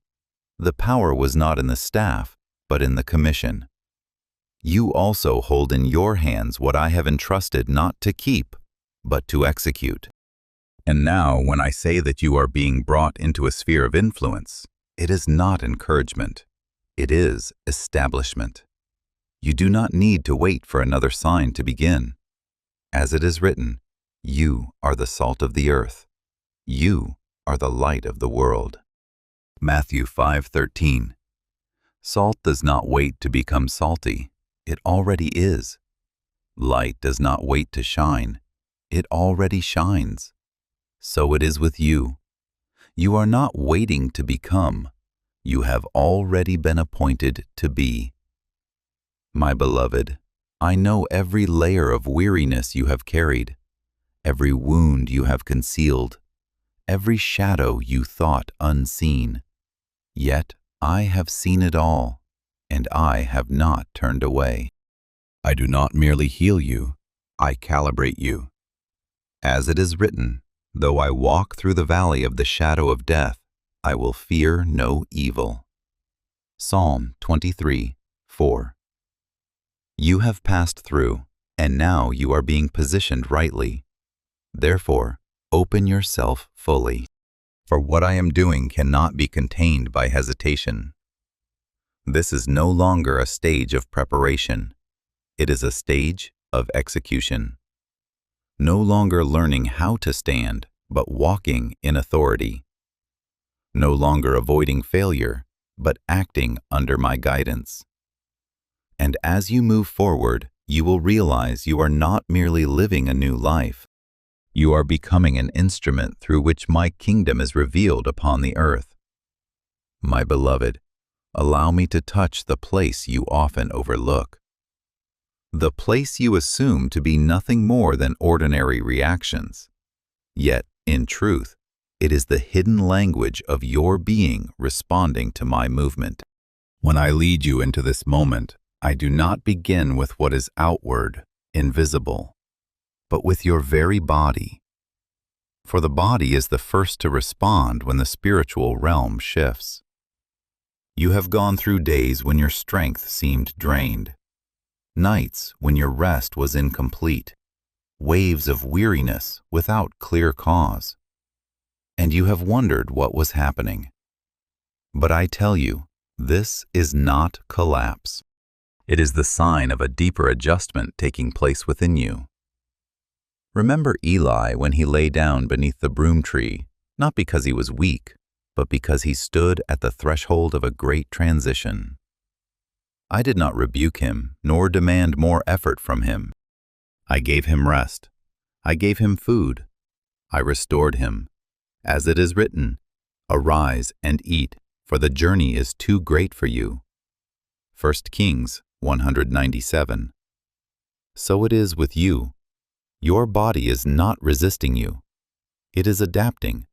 It is learning to carry a weight of glory it has never carried before. And I do not leave you to exhaustion. I am increasing your endurance, expanding your capacity, and aligning you so that you may not only exist within this new atmosphere, but function within it. There are moments when your body seems to speak a language you do not understand. Fleeting discomforts, unexplainable sensations. But I tell you, your body is listening before your mind can comprehend. Like Daniel, when he received the vision, he could not remain standing. His strength left him, and he had to be touched in order to rise again. As it is written, "No strength remained in me, but a hand touched me and set me on my feet." Daniel 10:8. See, you are in that very process, not weakening, but being reconfigured to carry what is greater. And then I lead you deeper into your mind, the place where you have fought unseen battles for many years. Your mind has been like a battlefield marked by echoes of the past that still linger. There have been recurring thoughts, unnamed anxieties, old memories surfacing when you are most vulnerable. You have wondered why you cannot simply rest in peace. But I speak to you with unchanging gentleness. There is no mind too complex for me to renew. As it is written, do not be conformed to this world, but be transformed by the renewing of your mind. Romans 12:2. This renewal is not a decision made in a single day, but a process I am actively working within you even now. You do not need to fix yourself before coming to me. When you are in me, restoration begins.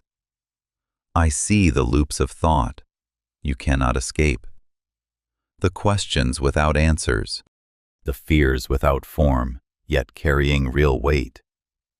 But I am not afraid of them. I enter into the midst of them. Remember David, who faced deep inner turmoil within his soul. He did not hide his unrest, but brought it before me. And in that very place he was transformed. As it is written, "Create in me a clean heart, O God, and renew a right spirit within me." Psalm 51:10. So it is with you, not by avoidance, but by openness. You are stepping into renewal. My beloved, the moment you have long awaited, the moment when your mind finds rest, does not come when everything around you becomes perfect. It comes when you step into the appointed time I have set for realignment. And I tell you clearly, that moment is no longer ahead of you. It is now, as it is written, "The peace of God will guard your hearts and minds." Philippians 4:7. Peace is not the product of circumstances. It is my rule established within your mind. Therefore, do not be afraid of what you are feeling. Do not think that you are too much or too heavy. What you are experiencing is simply the evidence that I am touching depths that have never been reached before. And when I touch, I do not leave things unfinished. I rebuild. I renew. I bring you into a state where your mind is no longer a battlefield but a dwelling place for my presence. Remain in this process without haste, without force. For I am working not merely on the surface, but within the very structure of your being. And when this work is complete, you will realize that your body no longer responds in weariness as it once did. Your mind no longer spirals as before. Everything will be synchronized into a new rhythm, the rhythm of life that flows from me. My beloved, allow me to lead you deeper into the layer you once thought was the most chaotic, yet is in truth being ordered by me with the greatest precision. Your mind is no longer abandoned among overlapping streams of thought as it once was. I am patiently untying each small knot, not with urgency, not with force, but as one who understands exactly how each tangle was formed. There were thoughts that once circled without exit, anxieties that stacked upon one another, but now you will begin to notice a distinct shift. What was scattered will be gathered.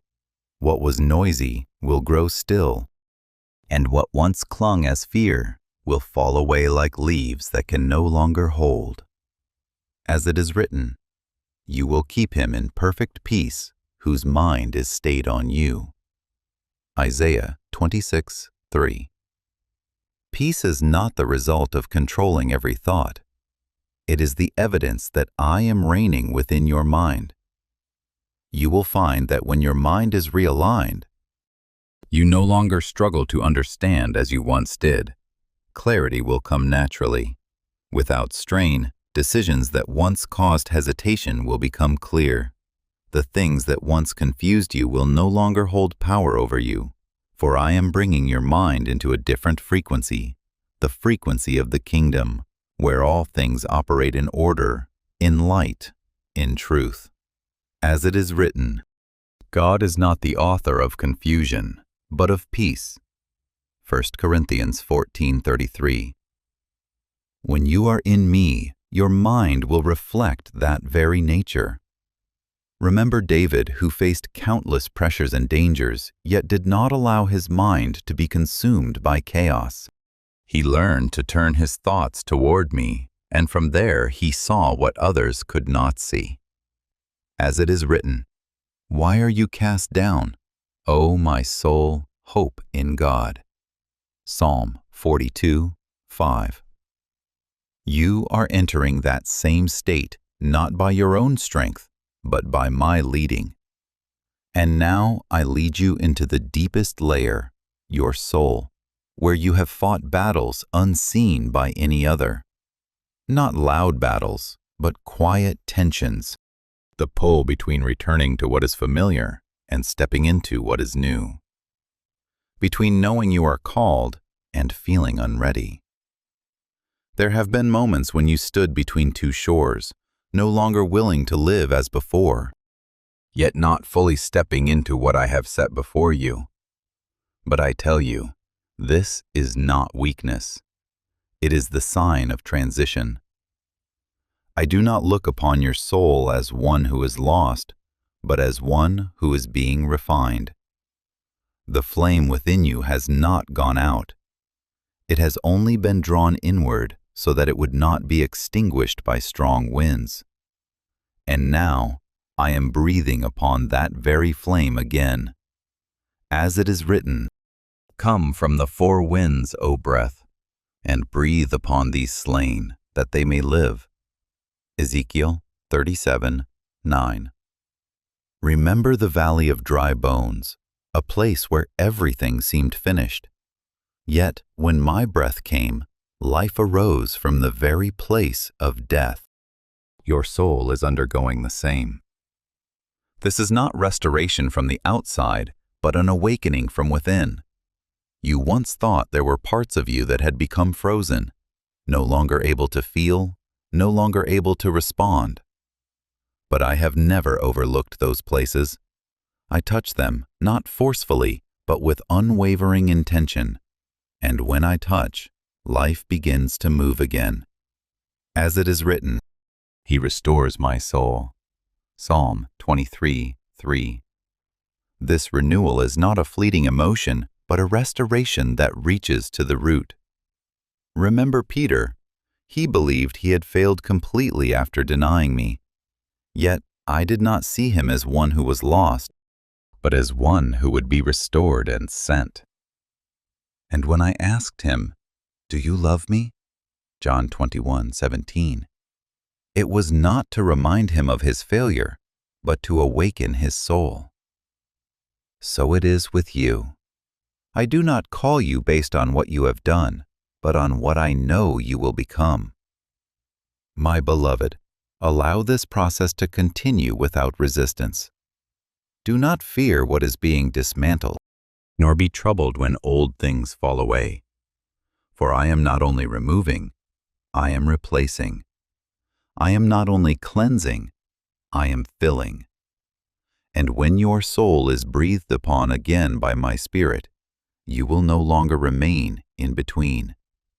You will move forward, not with hesitation, not with fear, but with the vitality of one who knows they have been restored, renewed, and called to be revealed at the appointed time I have set. My beloved, Let me speak to you with the insight of one who sees through every layer within you. For what I am doing is not a temporary repair, but a liberation from an old operating system that no longer aligns with where I am leading you. Your soul was not created to shrink in fear or merely endure from day to day.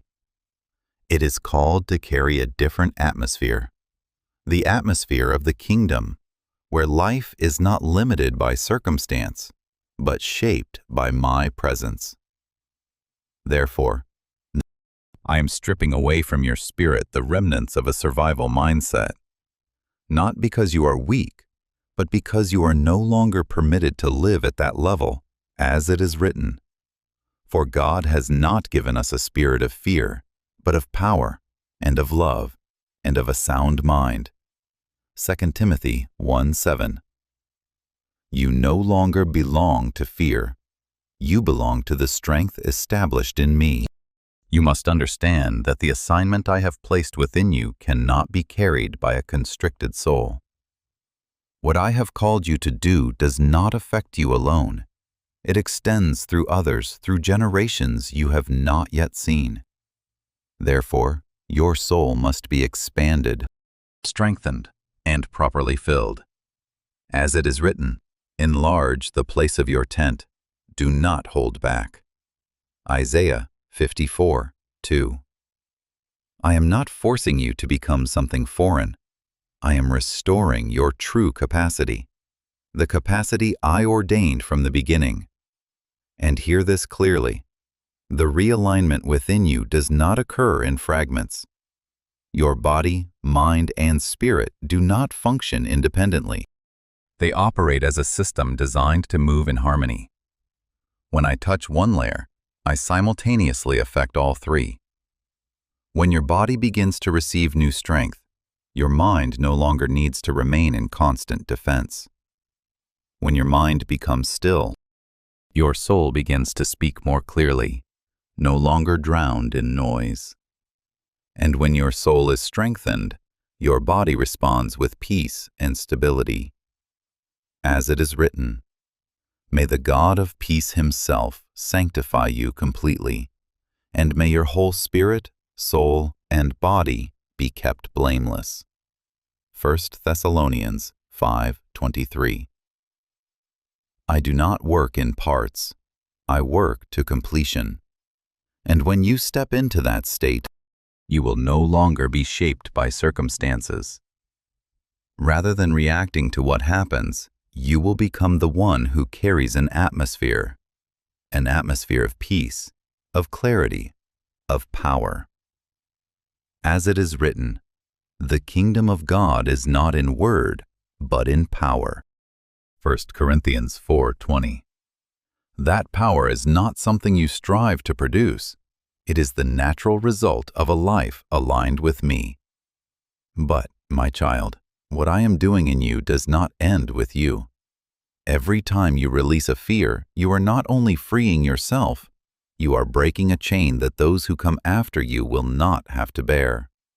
Every time you step into truth, you are not walking for yourself alone. You are opening a clearer path for those who will follow your steps. As it is written, the righteous walks in his integrity. His children are blessed after him.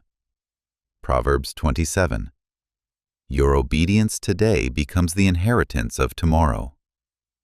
Remember Abraham when he obeyed and left what was familiar. He was not walking for himself alone. He opened a lineage, a covenant, a pathway that generations after him would enter. As it is written, in your seed all the nations of the earth shall be blessed. Genesis 22:18.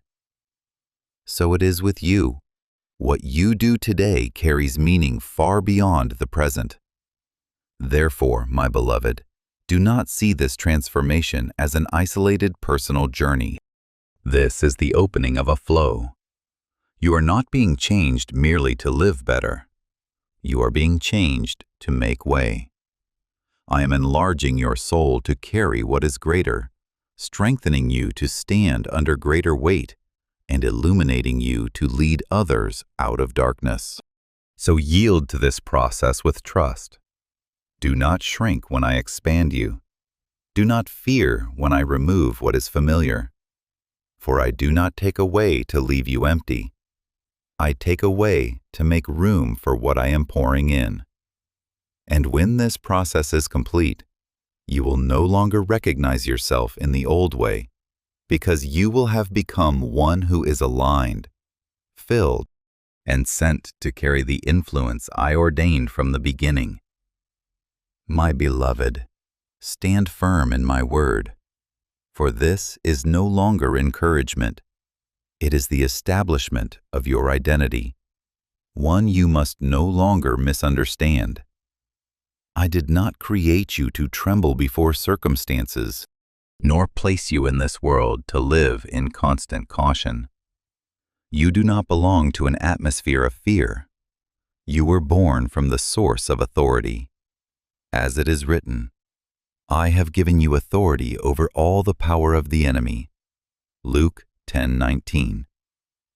When you understand this, you will no longer walk as one who is threatened, but as one who carries a presence before which all else must adjust. You once lived as one who conserves strength, measuring every reserve, restraining every step, as though you stood constantly on the edge of depletion. But I declare, this is no longer how you will function. You are not called to hold back a little for yourself. You are called to become a source that flows. As it is written, he who believes in me, out of his heart will flow rivers of living water. John 7:38. You are not a vessel afraid of running dry. You are a current that does not cease because your source is not within you, but in me. Understand this clearly, my child.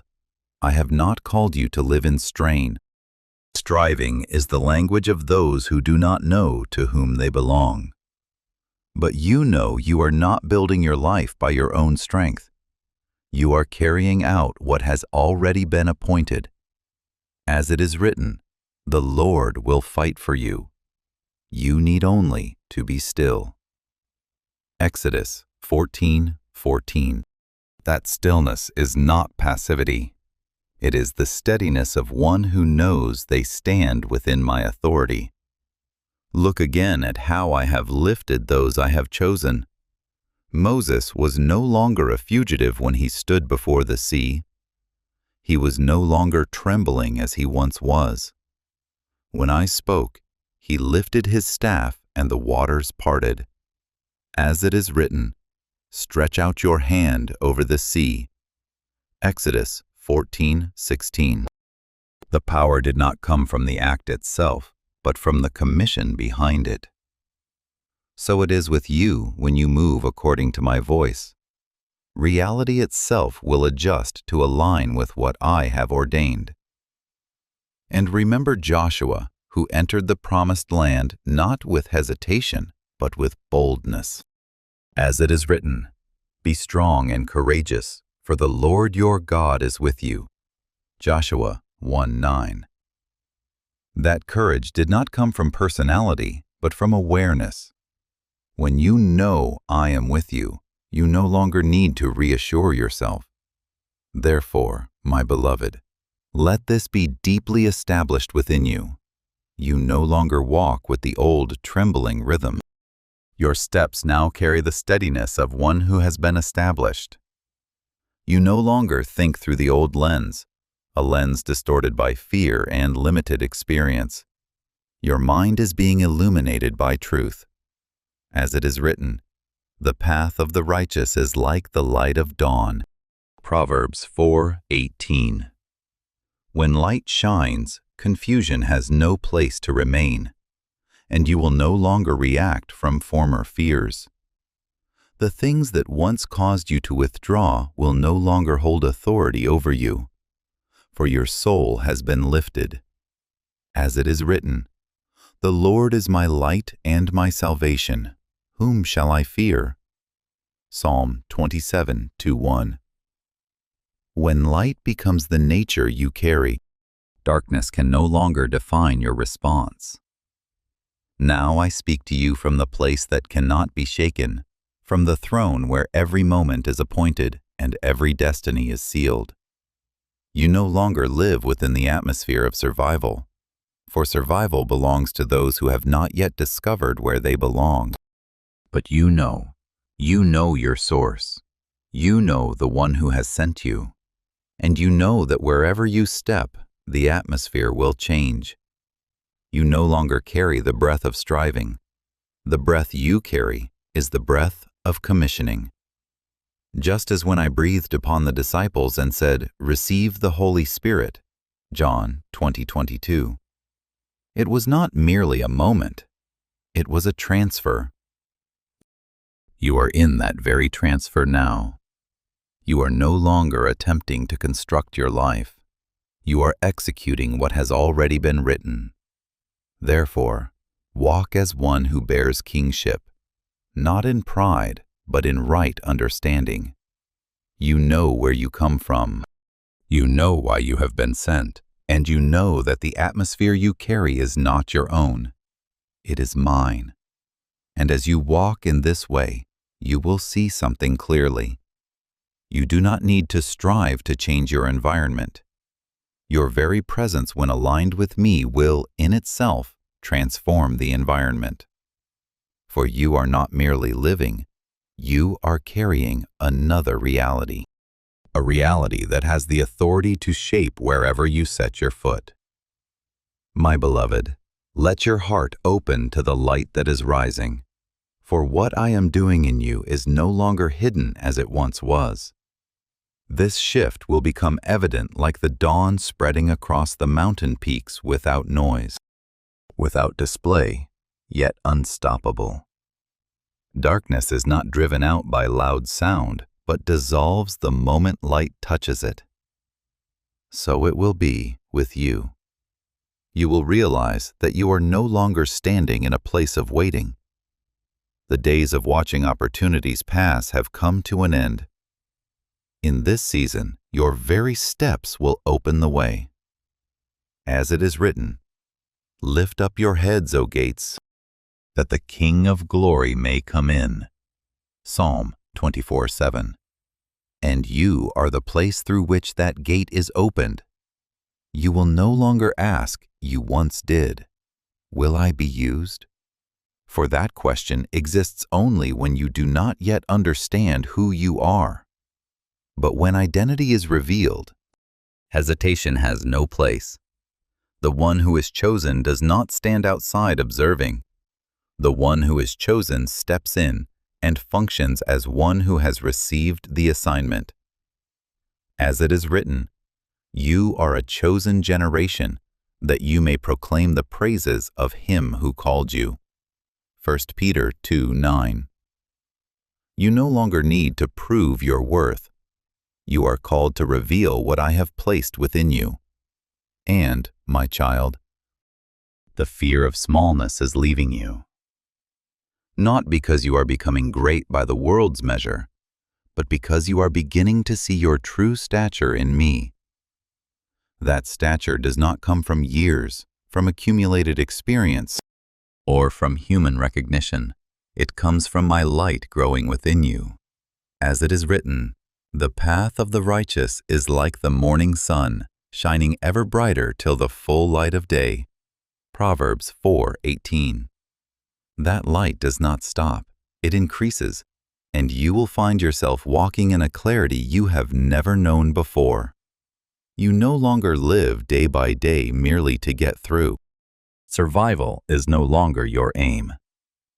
You are stepping into a different rhythm. The rhythm of one who influences, who opens the way, who carries an atmosphere that does not leave places unchanged. As it is written, "The kingdom of God is not in word, but in power." 1 Corinthians 4:20. That power is not something you strive to produce. It flows naturally when you live in alignment with the identity I have placed within you. Look at Joshua when he stepped into the promised land. He did not stand outside calculating each step in fear. He stepped forward with certainty. And when his feet touched the ground, the water stopped, as it is written. As soon as the soles of the feet of the priests touched the water, it stood still. Joshua 3:13. Do you see? The environment does not change first. So that you may enter, you enter, and the environment changes. That is how one who carries the atmosphere of the kingdom operates. And now, hear what I imprint upon your soul as an unshakable seal. This is no longer guidance. It is a command. Carry my atmosphere into every place you step. Do not distinguish between small or great, between favorable or difficult circumstances, for that atmosphere does not come from the environment. It comes from you. As it is written, you are the light of the world. Matthew 5:14. Light does not choose where to shine. It shines wherever it is present. Stand as one who knows they are backed by heaven, not with arrogance, but with steadiness. As Elisha saw when the army surrounded them, the servant saw only the enemy. But Elisha saw the heavenly host encircling them. As it is written, those who are with us are more than those who are with them. 2 Kings 6:16. So it is with you. Do not measure your position by what your eyes can see. There is a greater reality standing behind you. Act as one who has been sent, not as one searching for a place. For I did not send you out to find your position. I established you before you ever stepped forward. As it is written, I will go before you and level the mountains. Isaiah 45:2. You are not opening the way alone. I have gone ahead of you. And, my child, remember this. Your steps today do not belong to you alone. Every time you choose strength, you are opening a path for those who come after you. Every time you refuse fear, you are breaking a chain that future generations will not have to carry. As it is written, one generation shall praise your works to another. Psalm 145, verse 4. What you live today becomes the inheritance of tomorrow. Therefore, live as one who understands that this moment is not accidental. It is not the result of circumstance or random choice. It is an appointed time, marked, established, and opened by my own hand, and you are standing at its very center. When you walk in that awareness, you will no longer retreat. You will move forward not with hesitation, not with trembling, but with the dignity of one who knows they are living out what was written for them from eternity. My beloved, stand still in this moment, not as one concluding a journey, but as one stepping into a threshold that has already been opened.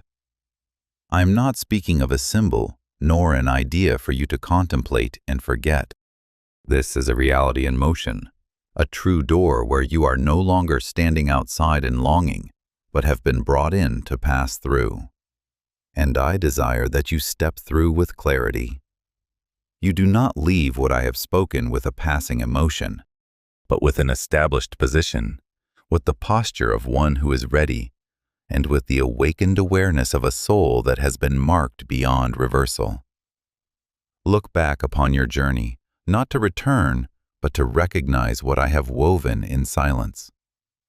Not a single long night was meaningless. Not a single tear was wasted. Not a single fall was left unused. I shaped endurance within you through them all. As it is written, you have turned my mourning into dancing. Psalm 30:11. This did not occur in a single instant, but as the result of a process you have walked through, a process from which I never turned my eyes. You have walked through stretches of the path where even you did not understand how you were still standing. There were seasons that seemed intent on breaking you. Yet you remained, and it is in that remaining that a new nature was formed within you. As it is written, The testing of your faith produces perseverance. James 1:3. You did not merely survive the trials, you were shaped through them. Remember Joseph. He did not enter the palace empty-handed. He carried with him the years of being sold, forgotten, and tested.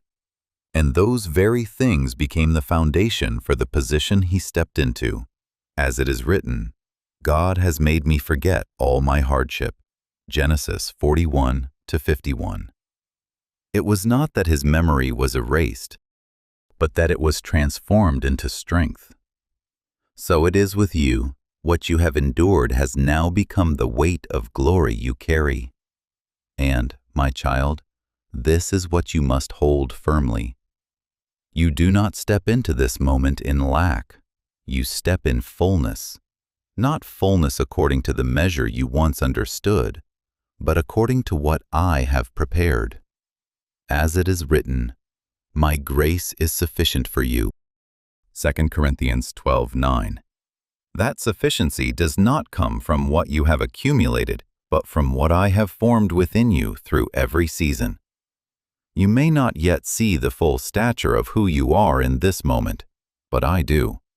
I see that you are no longer the one from former days, the one who merely tried to stand, who struggled not to break. There is a stability within you now that you have not yet fully recognized. As it is written, he shall be like a tree planted by the rivers of water. Psalm 1:3.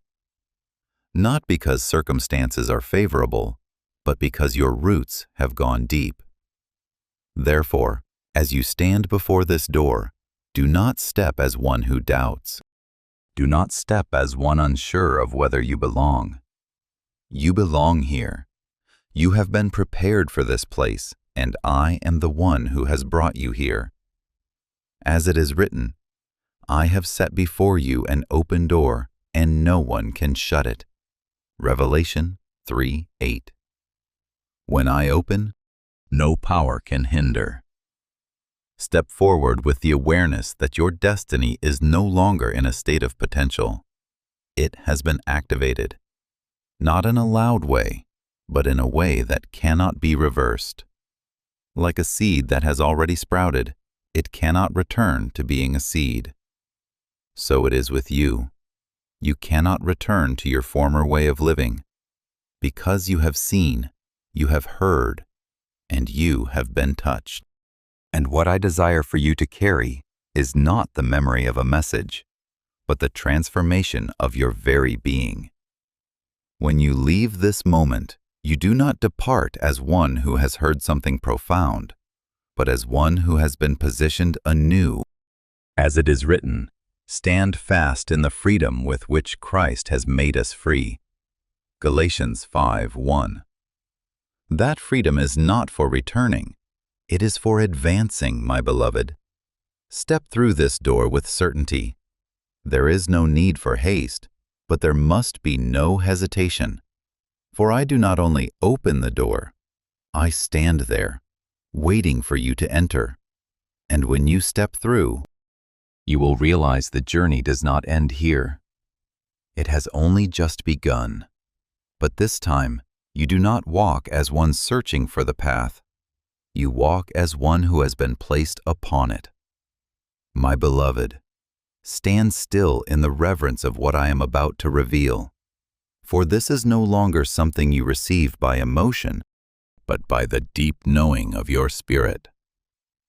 I am drawing back the final veil, not to show you a distant vision, but to cause you to recognize the reality already set before you.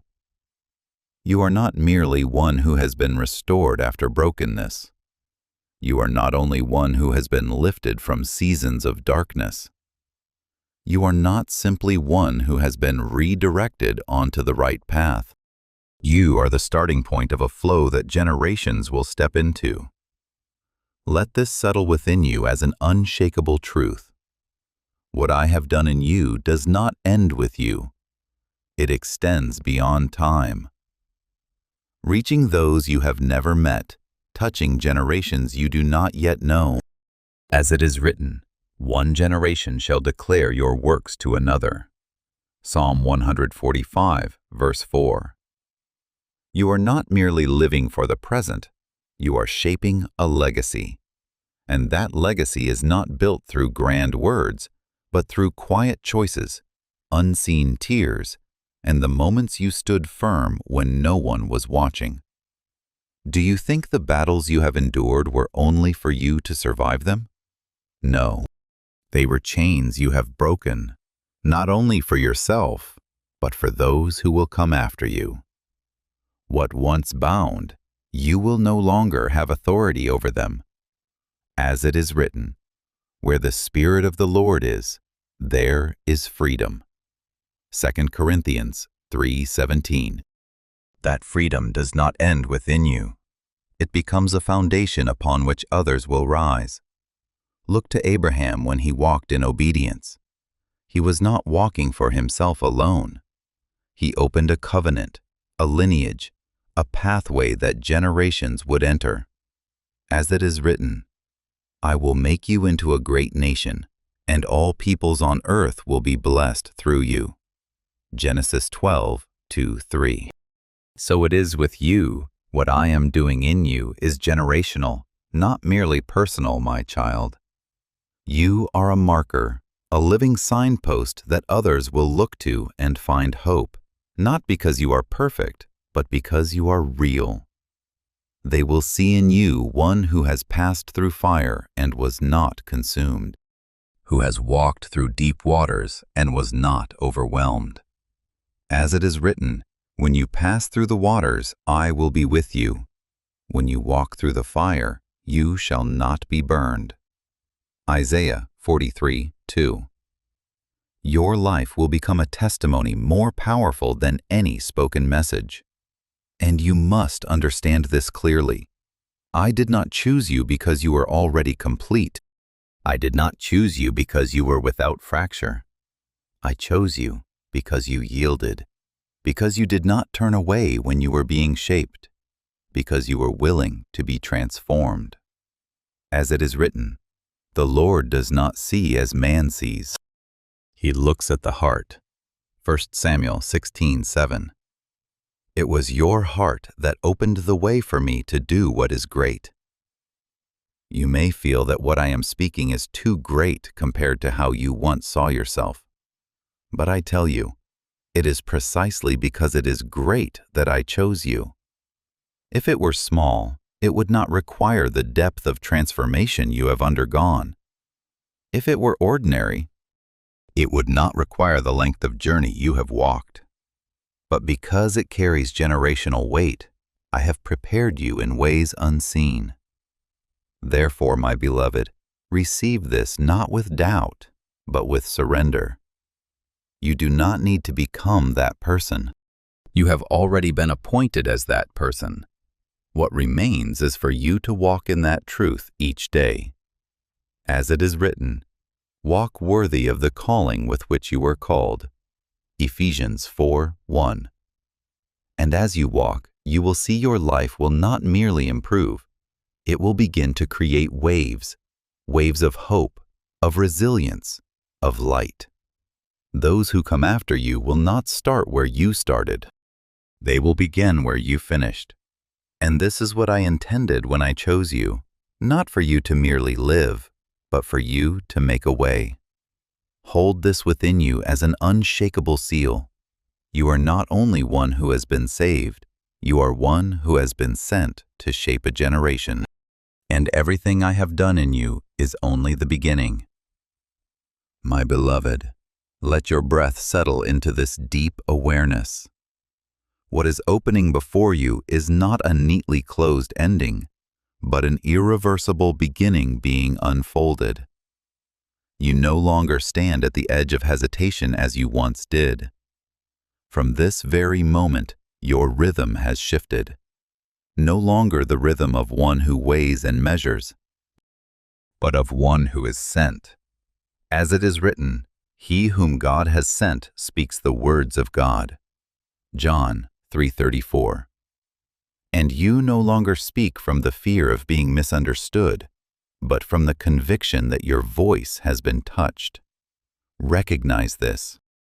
You no longer act as one hoping to be used. That hope has fulfilled its role. Now you operate as one entrusted. As it is written, we are God's fellow workers. 1 Corinthians 3:9. This means that every step you take is no longer an isolated personal effort, but a collaboration with me. You are not searching for a place. You are executing the place that has already been established. And when you speak, do not allow old memories to cause you to question the value of your voice. Your voice is no longer merely human sound. It carries the imprint of my Spirit. As it is written, the mouth of the righteous speaks wisdom. Psalm 37:30.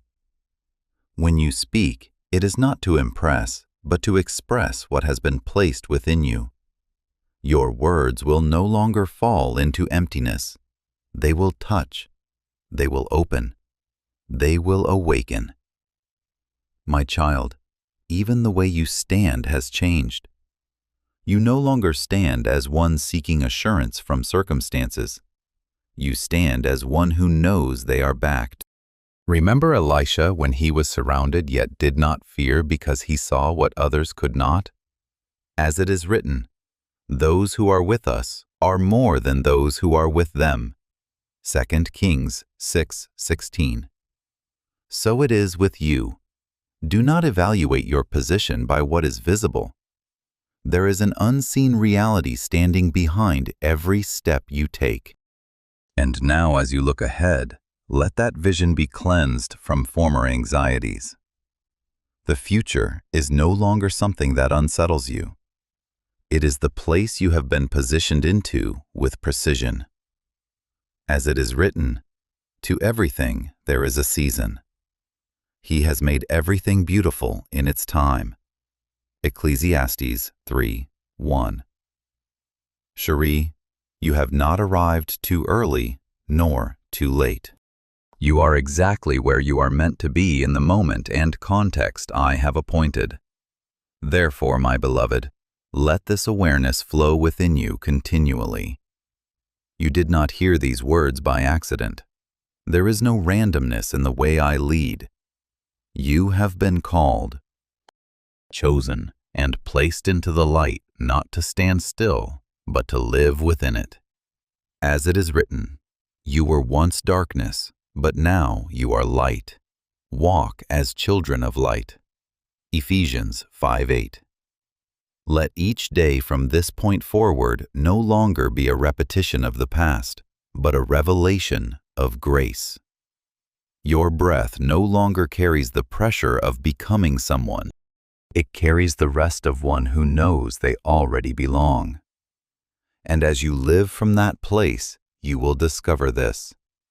You do not need to strive for light to appear. You simply need to walk, and the light will manifest through your very life, just as I ordained from the beginning. Yeah, heat. Hey, heat.